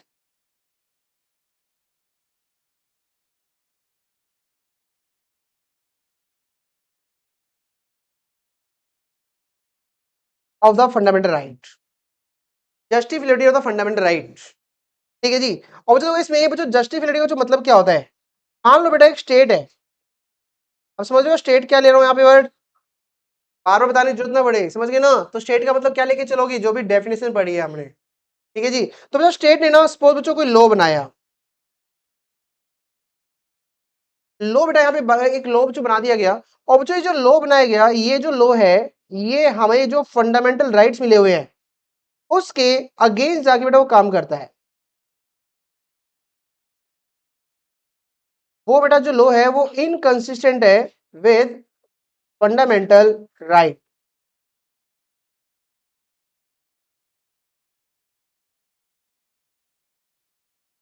और आपको पता ही है, आपको फंडामेंटल राइट जो बताए गए बेटा वो काम बताए गए आर्टिकल 14 से लेकर 32। मान लो बेटा स्टेट गवर्नमेंट ने या सेंट्रल गवर्नमेंट ने या पार्लियामेंट ने या लेजिस्लेचर ने या लोकल अथॉरिटी ने किसी ने भी कोई लॉ बनाया और वो लॉ हमारे फंडामेंटल राइट के अगेंस्ट है, क्या लगता है वो लॉ एप्लीकेबल होगा या नहीं होगा। हाँ जी, तो बेटा यहाँ पे ना इस चीज के रिगार्डिंग आर्टिकल नंबर 13 में आपको बताया गया कि ये जो लॉ है ये बच्चों लॉ कब पास यहाँ पे किया गया। तो ये बच्चों दो तरीके के लॉ आपके हो सकते हैं, या तो बेटा एक वर्ड लिया गया दैट्स द एग्जिस्टिंग लॉ, और दूसरा बेटा लिया गया दिस द फ्यूचर लॉ।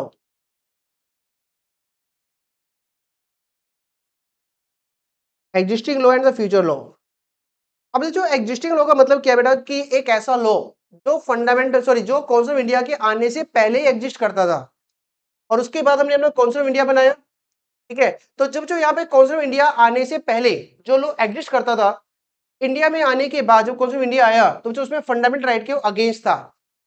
हो सकता है कोई ऐसा पॉइंट जो एग्जिस्टिंग लॉ में लिखा हो। हाँ जी, तो क्या बेटा उस पॉइंट का क्या होगा, क्या लगता है आपको। For example Indian contract act 1872 council से पहले आया, तो मान लो बेटा जो फंडामेंटल राइट यहाँ पे बनाए गए उस फंडामेंटल राइट के अकॉर्डिंग इंडियन कॉन्ट्रैक्ट एक्ट का कोई सेक्शन काउंसिल ऑफ इंडिया के फंडामेंटल राइट के अगेंस्ट था। क्या करोगे आप? हाँ जी, तो बेटा पहले यहाँ पे एग्जिस्टिंग लॉ का मतलब समझो बच्चों क्या होता है, एक ऐसा लॉ जो एग्जिस्ट करता था before before the commencement of constitution of India. हमारा अभी कॉन्स्टिट्यूशन ऑफ इंडिया बेटा आया नहीं था, उससे पहले ही वो लॉ जो एग्जिस्ट करता था बेटा उसको यहाँ पर एग्जिस्टिंग लॉ बच्चों यहाँ पे कहा गया। और इस एग्जिस्टिंग लॉ में बेटा साफ साफ लिख दिया गया है कि अगर कोई प्रोविजन बेटा यहाँ पे अगर वो इनकंसिस्टेंट होता है विथ फंडामेंटल राइट,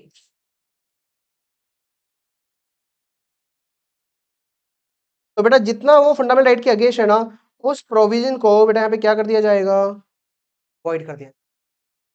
अगर किसी भी एग्जिस्टिंग लॉ में कोई भी ऐसा कोई प्रोविजन लिखा था जो हमारे फंडामेंटल राइट के जो अगेंस्ट आ रहा है, तो उसको वहां पे वॉइड कर दिया जाएगा। फ्यूचर लॉ बताओ बेटा, फ्यूचर लॉ किसको बोलते हैं? मतलब जो बाद में लॉ बनाया गया, ठीक है जी, जैसे कंपनीज एक्ट 2013, ठीक है, जितने भी लॉ जो बाद में बने, पेमेंट ऑफ बोनस एक्ट 1965, तो कब बने ये सब लॉ? कॉन्स्टिट्यूशन ऑफ इंडिया आने के बाद। तो दैट्स कुछ पे, तो फ्यूचर लॉ के लिए साफ बोल दिया गया जो लॉ बने हैं आफ्टर कॉन्स्टिट्यूशन ऑफ इंडिया। जो बच्चों कॉन्स्टिट्यूशन ऑफ इंडिया के आने के बाद जो लॉ बनते हैं उसको बेटा हमें फ्यूचर लॉ कहा गया। और इस फ्यूचर लॉ में बेटा देखो साफ बोल दिया गया है, मुझे बताओ क्या फ्यूचर लॉ आने से पहले कॉन्स्टिट्यूशन इंडिया बन चुका है ना? और अगर कॉन्स्टिट्यूशन इंडिया बन चुका है तो क्या यहाँ पे एक डेफिनेशन बन चुकी है स्टेट की, तो यहाँ बेटा वॉइड की बात ही नहीं आएगी।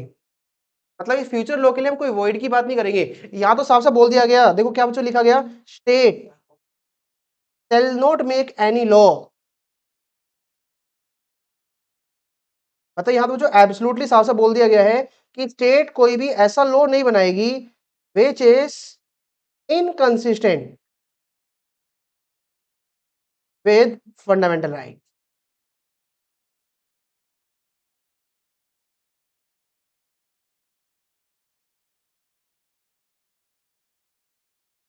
हाँ जी, दोनों में जो लैंग्वेज समझ में आ रही है आपको, एग्जिस्टिंग के लिए और फ्यूचर के लिए जो क्या लैंग्वेज यहाँ पे यूज की गई है। एग्जिस्टिंग को तो बड़ा कोई देखो उस टाइम तो बनाया गया था, क्यों? क्योंकि उस टाइम पे कोई ऐसी भी रेस्ट्रिक्शन नहीं थी, तो उन्होंने कहा ठीक है कॉन्स्टिट्यूशन के बाद उसको तो वॉइड कर देंगे। लेकिन फ्यूचर लॉ ऐसा बनाने के लिए तो रोक सकते हैं ना वहां पे हम, तो उसके लिए बेटा यहाँ पे कोई वॉइड वर्ड यूज नहीं किया गया। यहाँ पे क्या वर्ड यूज किया गया, स्टेट कोई ऐसा लॉ नहीं बना पाएगा जो किसके अगेंस्ट में पे आता है, फंडामेंटल राइट के जो अगेंस्ट आता है। दिस इज योर पॉइंट बेटा, यहाँ पे दैट्स योर आर्टिकल नंबर 13 जो जहाँ पे आपका लिखा गया। लेकिन अभी ये कंप्लीट नहीं हुआ है, तो सॉरी जरूरत नहीं है, अभी अभी रहता है इसमें टॉपिक आपका। तो ये तो जो आपका 2 पॉइंट बेटा आर्टिकल नंबर 30 में लिखा गया। और इन टॉपिक को जो डिफाइन करने के लिए 3 प्रिंसिपल 3 डॉक्ट्राइन बेटा यहाँ पे आपको बनाए गए, ठीक है जी, यहाँ पे नोट कर लिया यहाँ तक बेटा। तो 3 प्रिंसिपल्स में जहाँ पे 3 डॉक्ट्राइन आप जहाँ पे क्या क्या पढ़ोगे, तो पहले आपको तीनों का जो मीनिंग बताता हूँ, फिर उसके बाद हम इसको नोट्स में से पढ़ेंगे। तो फर्स्ट का जो नाम आएगा दैट्स को the doctrine of the severability. Second बेटा यहाँ पे पॉइंट आएगा that is the doctrine of eclipse. और थर्ड जो लिया गया that's called the doctrine of waiver.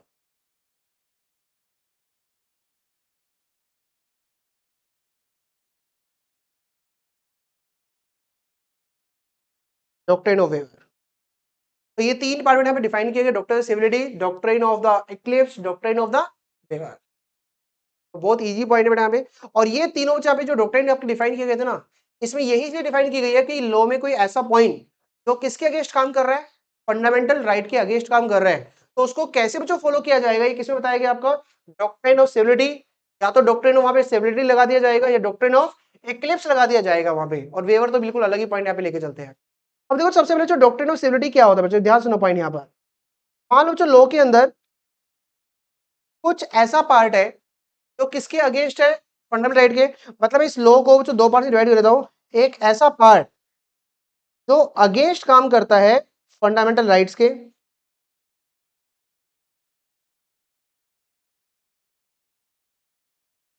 और एक दूसरा बचा यहाँ पे इसी लॉ के अंदर जो दूसरा एक सेकंड पार्ट है जो फेवर में काम करता है, मतलब वो अगेंस्ट नहीं है। तो बच्चों देखो डॉक्ट्रिन ऑफ सिविलिटी क्या बोलता है कि जितना लॉ का जितना पोर्शन आपका अगेंस्ट में ना, हम क्या करेंगे बेटा, इस वाले पोर्शन को, मतलब पूरा पूरा लो वॉइड नहीं करेंगे, सिर्फ इस वाले पोर्शन को हम बेटा यहाँ पे क्या कर देंगे, वॉइड कर देंगे। और जो जो दूसरा पोर्शन है ये प्रॉपर वे से बेटा क्या रहेगा, एक्टिव रहेगा। तो that's the meaning of the doctrinal stability, कि जिसमें जो क्या बताया गया कि जितना part of the law against काम करता है बेटा, अगेंस्ट द फंडामेंटल राइट में जो काम करता है, सिर्फ उतना ही पार्ट को आप क्या कर दोगे, अलग कर दोगे, उसको अवॉइड कर दोगे, और जो रिमेनिंग पोर्शन है बेटा वो वहां पे काम करेगा। ठीक है जी यहाँ पे। लेकिन इसके साथ जो देखो फर्दर क्लैरिटी बेटा यहाँ पे क्या दी गई, ध्यान सुना, इफ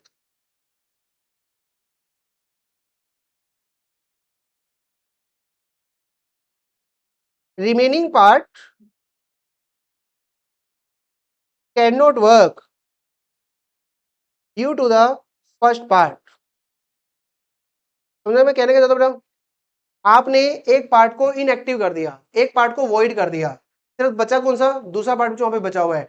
वो जो दूसरा पार्ट है वो पहले पार्ट के बिना काम ही नहीं कर सकता। अब क्या करें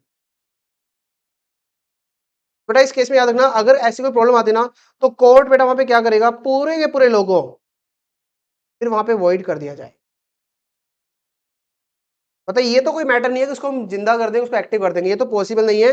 लेकिन उन्होंने जो डॉक्टर सेबिलिटी में दो चीज हमें बताई है। पहले नंबर वन क्या किया जाएगा, सबसे पहले कि बच्चों सिर्फ उसी पोर्शन को आपका वॉइड किया जाएगा जितना अगेंस्ट है, point number one. Number two point, उसको अवॉइड करने के बाद अगर पूरा पूरा लो काम नहीं कर पा रहा है क्योंकि वो पोर्शन क्या हो चुका है, वॉइड हो चुका है, तो बेटा उस केस में फिर पूरा पूरा जो एक्ट क्या कर दिया जाएगा, वॉइड कर दिया जाएगा। That's the point. ठीक है यहाँ पे। तो this is the first point यहाँ पे, डॉक्ट्रिन ऑफ स्टेबिलिटी, इसमें क्या क्या जो कवर की गई है। कोई डाउट बताया था किसी को। सेकंड पॉइंट यहाँ पे आता है डॉक्ट्रिन ऑफ एक्लिप्स। तो देखो एक्लिप्स क्या होता है, एक्लिप्स ना जो ज्यादा जो वर्ड यूज किया जाता है, जैसे जो परछाई होती है ना, मतलब जैसे बादलों की जो परछाई होती है, तो जिसको परछाई जहां दिखती है उस एरिया को क्या बोलते हैं, एक्लिप्स बोलते हैं। ठीक है यहाँ पे। अब वो जो जो उस वो जो पोर्शन होता है ना, उस पोर्शन को ना हम कंप्लीटली वॉइड नहीं करते, मतलब उसके ऊपर एक परछाई आ गया है, और जब वो चीज प्रॉपर वैसे सही हो जाएगी तो क्या उस परछाई को, जब वो परछाई चली जाएगी तो क्या उस सब पार्ट के इक्वल आ जाएगा। अब सेम थिंग जो मुझे बताओ, अगर कुछ फोर्सेज है, मान लो आप एक दीवार के साथ खड़े हो, तो दीवार की परछाई जिस इस पर आ रही है, सिर्फ वही उसमें कवर होंगे, सारे कवर हो गए। सेम थिंग बच्चों देखो इसमें, इसी पोर्शन को मैं इसके अकॉर्डिंग समझाता हूँ। पार्ट वन और पार्ट टू, ये बेटा जो पार्ट वन है ना, लॉ का जो एक पार्ट है, ये इनकंसिस्टेंट काम कर रहा है, ये अगेंस्ट है हमारे फंडामेंटल राइट्स के। तो चलो दोनों में ना देखो क्या डिफरेंस बेटा पे आता है। डॉक्ट्रिन ऑफ द सेवरिटी में आपका जो पार्ट अगेंस्ट था ना, आपने उसको डायरेक्ट वॉइड कर दिया था, लेकिन मैं एक्लिप्स में उसको वॉइड नहीं करूंगा, मैं एक्लिप्स में ये वाला पोर्शन जो है ना, सिर्फ उसको इनऑपरेट कर दूंगा। आप इसको इनऑपरेटिव भी कह सकते हो या इसको इनएक्टिव कह दोगे, मतलब वो अभी भी लॉ में लिखा हुआ है, बट उसके साथ क्या लिख दिया, this provision shall not be effective, मतलब ये प्रोविजन पब्लिक में नहीं लगेगा। देखो दो चीज होती है, या तो मैं डायरेक्ट लिख दिया ओमिटेड, हटा ही दिया पूरा, और एक पर्सन में क्या लिख दिया, येट टू बी इफेक्टेड, मतलब येट टू बी अप्लाई, बाद में आ सकता है। तो दोनों में डिफरेंस हुआ नहीं हुआ बताओ। एक को आपने सिंपल कह सकते हैं, एक को तो डायरेक्ट आपने फांसी दे दी, एक को आपने कोमा में रख दिया। डिफरेंस होता है, क्या डिफरेंस है बेटा, कोमा में रहने वाले को एक बार तो आप जिंदा कह सकते हो ना कि कुछ टाइम में जिंदा हो जाएगा वो, बोलो शायद हो जाए तो बच्चों याद रखना, डॉक्टर ऑफ एक्लिप्स गवर्नमेंट तब रखती है जब गवर्नमेंट को उम्मीद होती है कि हो सकता है कि इन फ्यूचर ये दोबारा से एक्टिव हो जाए, इफेक्टिव में आ सकता है। गवर्नमेंट को लगता है कि नहीं इफेक्ट में नहीं आएगा, तो बेटा वहां फिर एक्लिप्स नहीं लगाती गवर्नमेंट, फिर कौन सा लगाती है, फर्स्ट वन लगाती है। ठीक है जी। तो यहां बच्चों जस्ट उसको क्या किया जाता है बेटा, इनएक्टिव किया जाता है। और वो एक्टिव बच्चों इनएक्टिव कब तक रहेगा, जब तक कि वो फंडामेंटल राइट के कंसिस्टेंटली नहीं आ जाता, तब तक आप उसको एक्टिव इनएक्टिव रखते हो। समझ में आया डिफरेंस बेटा यहाँ पे। तो मेन बच्चों इन दोनों में डिफरेंस आपको समझ में आना चाहिए। फर्स्ट वन में हमने उसको टोटली वॉइड कर दिया था, दूसरे वाले पॉइंट में हमने उसको वॉइड नहीं किया है, सिर्फ उसको इनएक्टिव किया है, मतलब वो अभी भी लिखा हुआ है बट वो अभी इफेक्ट में नहीं आ रहा है आपका। ठीक है यहाँ पे। अब जैसे जो बोल सकते हैं, जैसे सिंपल एग्जाम्पल लेके चलते हैं, मैंने एक उसमें फोटो डाली थी आपके ग्रुप में कि अभी जो नए 3 लॉ बने हैं, है ना, कि वो क्यों नहीं आ पा रहे वो बताओ। जबकि देखो लॉ पास हो चुके हैं बट वो अभी भी इनइफेक्टिव में आएंगे, वॉइड में नहीं आएंगे वो। तो वो कौन सा पोर्शन चलेगा? This is called the doctrine of eclipse. समझ में आया वर्ड यहाँ पे। और तीसरा बेटा वर्ड आता है वेवर। और ये जो वेवर है ना, ये अगेंस्ट की बात करता ही नहीं है, ये बिल्कुल डिफरेंट एक डॉक्ट्रिन बनाया गया। मुझे बताओ, मेरा एक राइट है, कोई भी राइट कह सकते हैं कि मान लो मेरा राइट है कि मुझे आपसे फीस रिकवर करनी है, ठीक है जी, क्या मैं अपना राइट खुद छोड़ सकता हूँ? ना लूं फीस में, आप मेरी मर्जी ना। अगर मान लो आपका राइट है कि आप ना एक सर्विस यहाँ पे लोगे, तो आपकी मर्जी है, कोई चैप्टर मुझसे करना चाहते हो तो कर सकते हो, नहीं तो नहीं करना, नहीं कर सकते। दैट्स मीन बच्चों, वेवर का मतलब क्या है? क्या एक इंडिविजुअल का राइट है कि जो उसके पास राइट है, क्या वो उस राइट को छोड़ सकता है, नहीं छोड़ सकता है? समझे वर्ड यहाँ पर? तो यहाँ पे सिंपल लिखा गया है, every individual can voluntary wave भी कह सकते हो, या रिलिंक्विश राइट्स। जो उसका राइट है बेटा, अगर वो खुद छोड़ना चाहे छोड़ सकता है, कोई दिक्कत नहीं है, ठीक है यहाँ पे। लेकिन बाद में बेटा इसकी एक एक्सेप्शन आई थी, मतलब इन जनरल आप अपना कोई भी राइट, जो आपके पास राइट्स है वो आप छोड़ सकते हो, बट इस पॉइंट की बेटा एक एक्सेप्शन यहाँ पे याद रखना, आप हर राइट छोड़ सकते हो, लेकिन फंडामेंटल राइट कभी नहीं छोड़ सकते आप।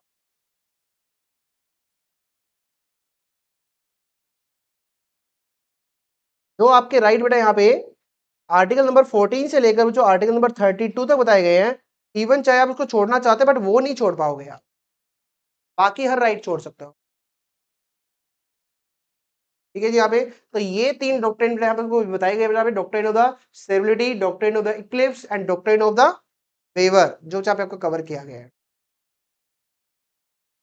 डन? थोड़ी समझ आ रही ना आपको यहाँ पे? तो ये तीनों डॉक्ट्रिन में जो एग्जाम में डायरेक्ट आते हैं क्वेश्चन, इवन जब आई वाज स्टूडेंट तो मेरे टाइम पे भी ये क्वेश्चन आया था, जिसमें तीनों पूछे गए थे वहां पे एक साथ, ठीक है जी। तो क्या लगता है मैंने कर दिया होगा टॉपिक ये? अगर आपको समझा पा रहा हूँ तो मतलब कर ही दिया होगा, है ना?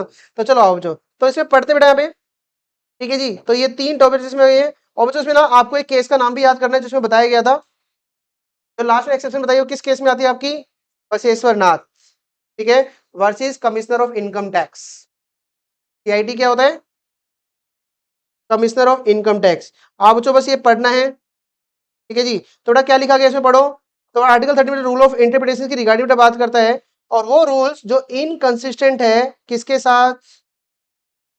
फंडामेंटल राइट के साथ, कि उसको बच्चों कैसे फॉलो करेंगे। तो यहाँ तो साफ साफ जो बोल दिया गया है कि state shall not make any law, ठीक है जी। स्टेट बेटा कोई भी ऐसा लॉ नहीं बना सकती जिसमें आप अपने फंडामेंटल राइट को या तो हटा रहे हो, ठीक है, या छोड़ रहे हो। जो राइट कहाँ पे बताए गए हैं? पार्ट नंबर 3 में। पार्ट नंबर 3 में जो कौन से आते हैं? फंडामेंटल राइट्स आते हैं आपके।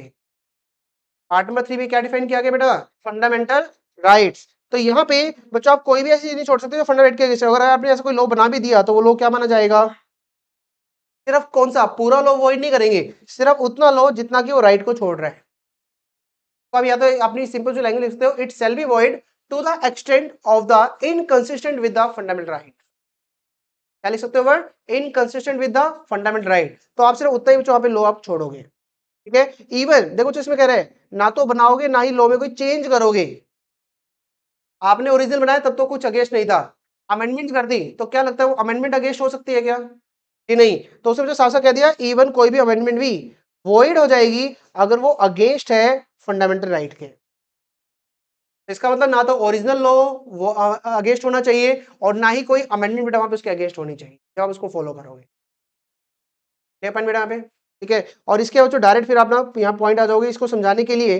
उन्होंने 3 पॉइंट यहाँ पे लिए, एक्लिप्स, सेवेरिटीज, वैसे तो ओवरऑल भी आता है बट यहाँ पे वेवर आएगा बेटा पे। तो यहाँ पे देखो क्या क्या, सेवेरिटी का मतलब क्या होता है? लॉ को इनवैलिड कर दिया जाएगा, वॉइड कर दिया जाएगा, लेकिन सारा नहीं किया जाएगा, सिर्फ उसी एक्सटेंट तक जितना कि वो क्या है? इनकंसिस्टेंट है विद द फंडामेंटल राइट। समझा बढ़िया बेटा? सिर्फ उतना ही पोर्शन आप वॉइड करोगे जितना वो inconsistent. That's mean a part of the law will be declare invalid. Part of the law लिखना आपको बढ़िया भाई, सिर्फ लॉ का वो पार्ट जो इनवैलिड किया जाएगा which is inconsistent, and rest of the law बेटा क्या रहेगा? विल वैलिड या विल स्टैंड, वो रहेगा रहेगा। लेकिन बाद में तो देखो एक क्लैरिफिकेशन और क्या आई थी, invalid part of the law हमने अलग कर दिया, ठीक है, एंड डिक्लेयर्ड इनवैलिड देखो लिखा गया है, उसको पूरे लॉ को जो देखो उसको सिर्फ इनवैलिड तभी कहा जाएगा अगर वो वाकई अलग हो सकता था। तो मुझे बताओ, दो पार्ट थे, ठीक है, पार्ट नंबर 1 आपने इनवैलिड कर दिया और पार्ट नंबर 2 आपने वैलिड कर दिया। तो उन्होंने कहा कि उसको हम इनवैलिड तभी करेंगे और वैलिड तभी करेंगे अगर वो अलग-अलग हो सकते हैं। अगर वो अलग ही नहीं हो सकते तो फिर क्या होगा? फिर तो बेटा पूरा का पूरा लो ही क्या बन जाएगा आपका? वॉइड हो जाएगा। तो आप देखो क्या लिखा गया है? After separating the invalid part, अगर वैलिड पार्ट कैपेबल है, काम कर सकता है, फिर तो ठीक है, इट विल बी सर्वाइव। नहीं तो अदरवाइज बेटा कोर्ट क्या करेगा? पूरे पूरे इंटायर लो को बेटा क्या कर दिया जाएगा? इनवैलिड कर दिया। इसी रूल को बेटा क्या बोलते हैं? Rule of separation. लैंग्वेज समझ में आ रही है यहाँ पे क्या लिखा गया? तो पहले हम जनरली इसको अलग करेंगे, अलग करने के बाद जो वैलिड पोर्शन बच गया है वो तभी अगर सर्वाइव कर सकता है तो ठीक है, नहीं कर सकता है तो इंटायर लो को वहाँ पे इनवैलिड कर दिया जाए। दैट्स योर पॉइंट जो आपको यहाँ पे बताया गया है। ठीक है, और ये देखो जो इस केस में बताया गया, केस का नाम याद करने की जरूरत नहीं है आपको यहाँ पे, इट्स नॉट एन इंपॉर्टेंट, ये वाला केस इतना इंपॉर्टेंट नहीं है। बस इसमें ये डेफिनेशन जो लिखा गया, जजमेंट लिखी गई, याद रखना, act was partly invalid and if the valid portion was सेवरेबल, तो ठीक है वैलिड पोर्शन रहेगा, ठीक है, और वो उसको आप कैरी कर सकते हो, कोई दिक्कत नहीं है। समझ में आया वर्ड यहाँ पर? इंपॉर्टेंट पॉइंट है ये, और इसमें जो ये 2-3 पॉइंट पे बना के एबीसी करके आपको इसके अंदर पॉइंट लिखना पड़ेगा आपको डॉक्ट्रिन ऑफ सेवरेबिलिटी में आपको। ठीक है जी, एक्लिप्स आप यहाँ पे, अब इसमें हम इनवैलिड, वॉइड ऐसे वर्ड यूज नहीं करेंगे। देखो यहाँ पे क्या वर्ड यूज किया गया? अगर कोई एग्जिस्टिंग लॉ बेटा इनकंसिस्टेंट होता है तो उसको इनऑपरेटिव कर दिया जाएगा। समझ रहे हैं यहाँ पे? तो यहाँ पे वॉइड वर्ड यूज नहीं किया गया, उसको इनऑपरेटिव कर दिया जाएगा from the date of commencement of the constitution. और साथ साथ कंफर्मेशन दे दिया है, yet it is not dead all together. हमने उसको खत्म नहीं किया है, हमने उसको वॉइड नहीं किया है, उसको अभी भी लॉ में लिखा हुआ है, लेकिन बस क्या कर दिया उसको बेटा? इनवैलिड कर दिया। ठीक है जी, तो इसको जो क्या ना बोले तो लिखा है बेटा, तो जो भी बच्चा उसका उस पोर्शन को क्या कर दिया जाएगा? एक्लिप्स कर दिया जाएगा। उसको क्या वर्ड यूज करते हैं हम? ठीक है, तो इसका मतलब जब तक देखो, कब तक वो डोरमेंट रहेगा? जब तक वो फंडामेंटल राइट के शेडो में नहीं आ जाता। शेडो मतलब जब तक वो उसके कंसिस्टेंटली नहीं आ जाता तब तक उसको क्या रखेंगे हम? डोरमेंट रखेंगे, वॉइड भी नहीं करेंगे, डोरमेंट रखेंगे हम उसको। ठीक है जी, और देखो साफ साफ बता दिया, शेडो का मतलब क्या है? दैट इज अगर वो इनकंसिस्टेंट है तो फिर वो क्या रहेगा बेटा? इनऑपरेटिव रहेगा। But eclipse part becomes active कब हो जाएगा बेटा? तो प्रोहिबिशंस थी, अगर वो फंडामेंटल राइट से क्या कर दी गई है? मूव कर दी गई। आपको पता है एक आपने आर्टिकल सुना होगा बेटा, आर्टिकल 31 था पहले, एक राइट टू प्रॉपर्टी। अब नहीं है वो, मतलब पहले वो एक आपका फंडामेंटल राइट होता था कि आप प्रॉपर्टी ले सकते थे, अब वो फंडामेंटल राइट नहीं है, लीगल राइट है। अगर मान लो कोई लॉ जो पहले बना हुआ था और उसमें लिखा हुआ था कि आप प्रॉपर्टी होल्ड कर सकते हो, बट हो सकता है कि वो अगेंस्ट फंडामेंटल राइट हो सकता है ना उस टाइम पे, तो बच्चों उस टाइम पे हमने उसको क्या कर दिया होगा? इनऑपरेटिव कर दिया होगा। लेकिन जब वो आर्टिकल नंबर 31 फंडामेंटल से हट गया होगा तो क्या वही वाला पोर्शन क्या वापस एक्टिव हो गया होगा? समझ रहे हो ना? तो ये बच्चों फायदा होता है एक्लिप्स का। तो सेवरिटी में बच्चों कह सकते हो कि वो लोग दोबारा से बनाना पड़ता, एक्लिप्स में दोबारा से नहीं बनाना, आप उसी पोर्शन को फिर से क्या कर दोगे बेटा?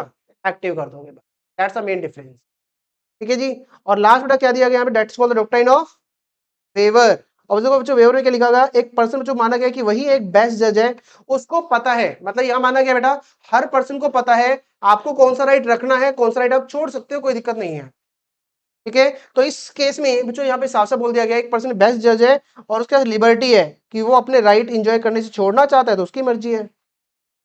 जो स्टेट ने लॉ बनाए हैं, अगर वो अपना राइट खुद छोड़ना चाहता है तो छोड़ सकता है, कोई दिक्कत नहीं है। लेकिन बच्चों देखो लिखा गया है एक वर्ड, जो भी बच्चों राइट छोड़ना चाहता है बस ये कंडीशन सेटिस्फाई होनी चाहिए उसको। एक नंबर 1 क्या होनी चाहिए उसकी? कि भाई कौन सा राइट वो छोड़ रहा है। नंबर 2, जो भी जो वेवर करेगा वो क्या होना चाहिए? अपनी मर्जी से छोड़ेगा राइट, जो भी छोड़े। दो कंडीशन क्या क्या सेटिस्फाई करोगे? उसने कौन सा राइट छोड़ा है उसको नॉलेज उसको होनी चाहिए, और नंबर 2 जो वेवर करेगा वॉलंटरी करेगा। लेकिन बाद में बच्चों इसी पॉइंट को ओवररूल करते हुए एक केस बच्चों में पास हुआ था, बसवेश्वर नाथ वर्सेस सीआईटी का केस। सीआईटी बोले तो कमिश्नर ऑफ इनकम टैक्स। ठीक है जी, तो यहाँ पे तो देखो साफ से बोल दिया गया था, जहां जो बोला गया कि अगर बेटा यहाँ पे बात की जाए ना तो वेवर कर सकते हो। किसका केस था वो? वेवर ऑफ, और बाद में साफ से बोल दिया it was not open, citizen के लिए ये अलाउड नहीं है कि वो अपना कोई भी फंडामेंट छोड़े। तो citizen of India can not wave, कौन सा राइट नहीं छोड़ सकते? वो फंडामेंटल जो राइट नहीं छोड़ सकते, बाकी हर राइट वो छोड़ सकता है। ठीक है बेटा, हमें तो ये था बच्चों आर्टिकल नंबर 13। तो इसके बच्चों आपका पार्ट नंबर 1 आपका कंप्लीट हो गया। ठीक है जी, तो ये था बच्चों कह सकते हैं फर्स्ट क्लास द बेसिक, जिसमें आपने कॉन्स्टिट्यूशन इंडिया का सिर्फ बेसिक पढ़ा है। और क्या क्या पढ़ा बेटा? प्रेम्बल पढ़ लिया, फीचर्स पढ़ लिए, स्टेट का मीनिंग पढ़ लिया, और आर्टिकल नंबर 13 तो यहाँ तक बच्चों इसको आप अच्छे से पढ़ के आओगे, ठीक है। ओके, नेक्स्ट क्लास में हम फंडामेंटल राइट बेटा स्टार्ट करेंगे।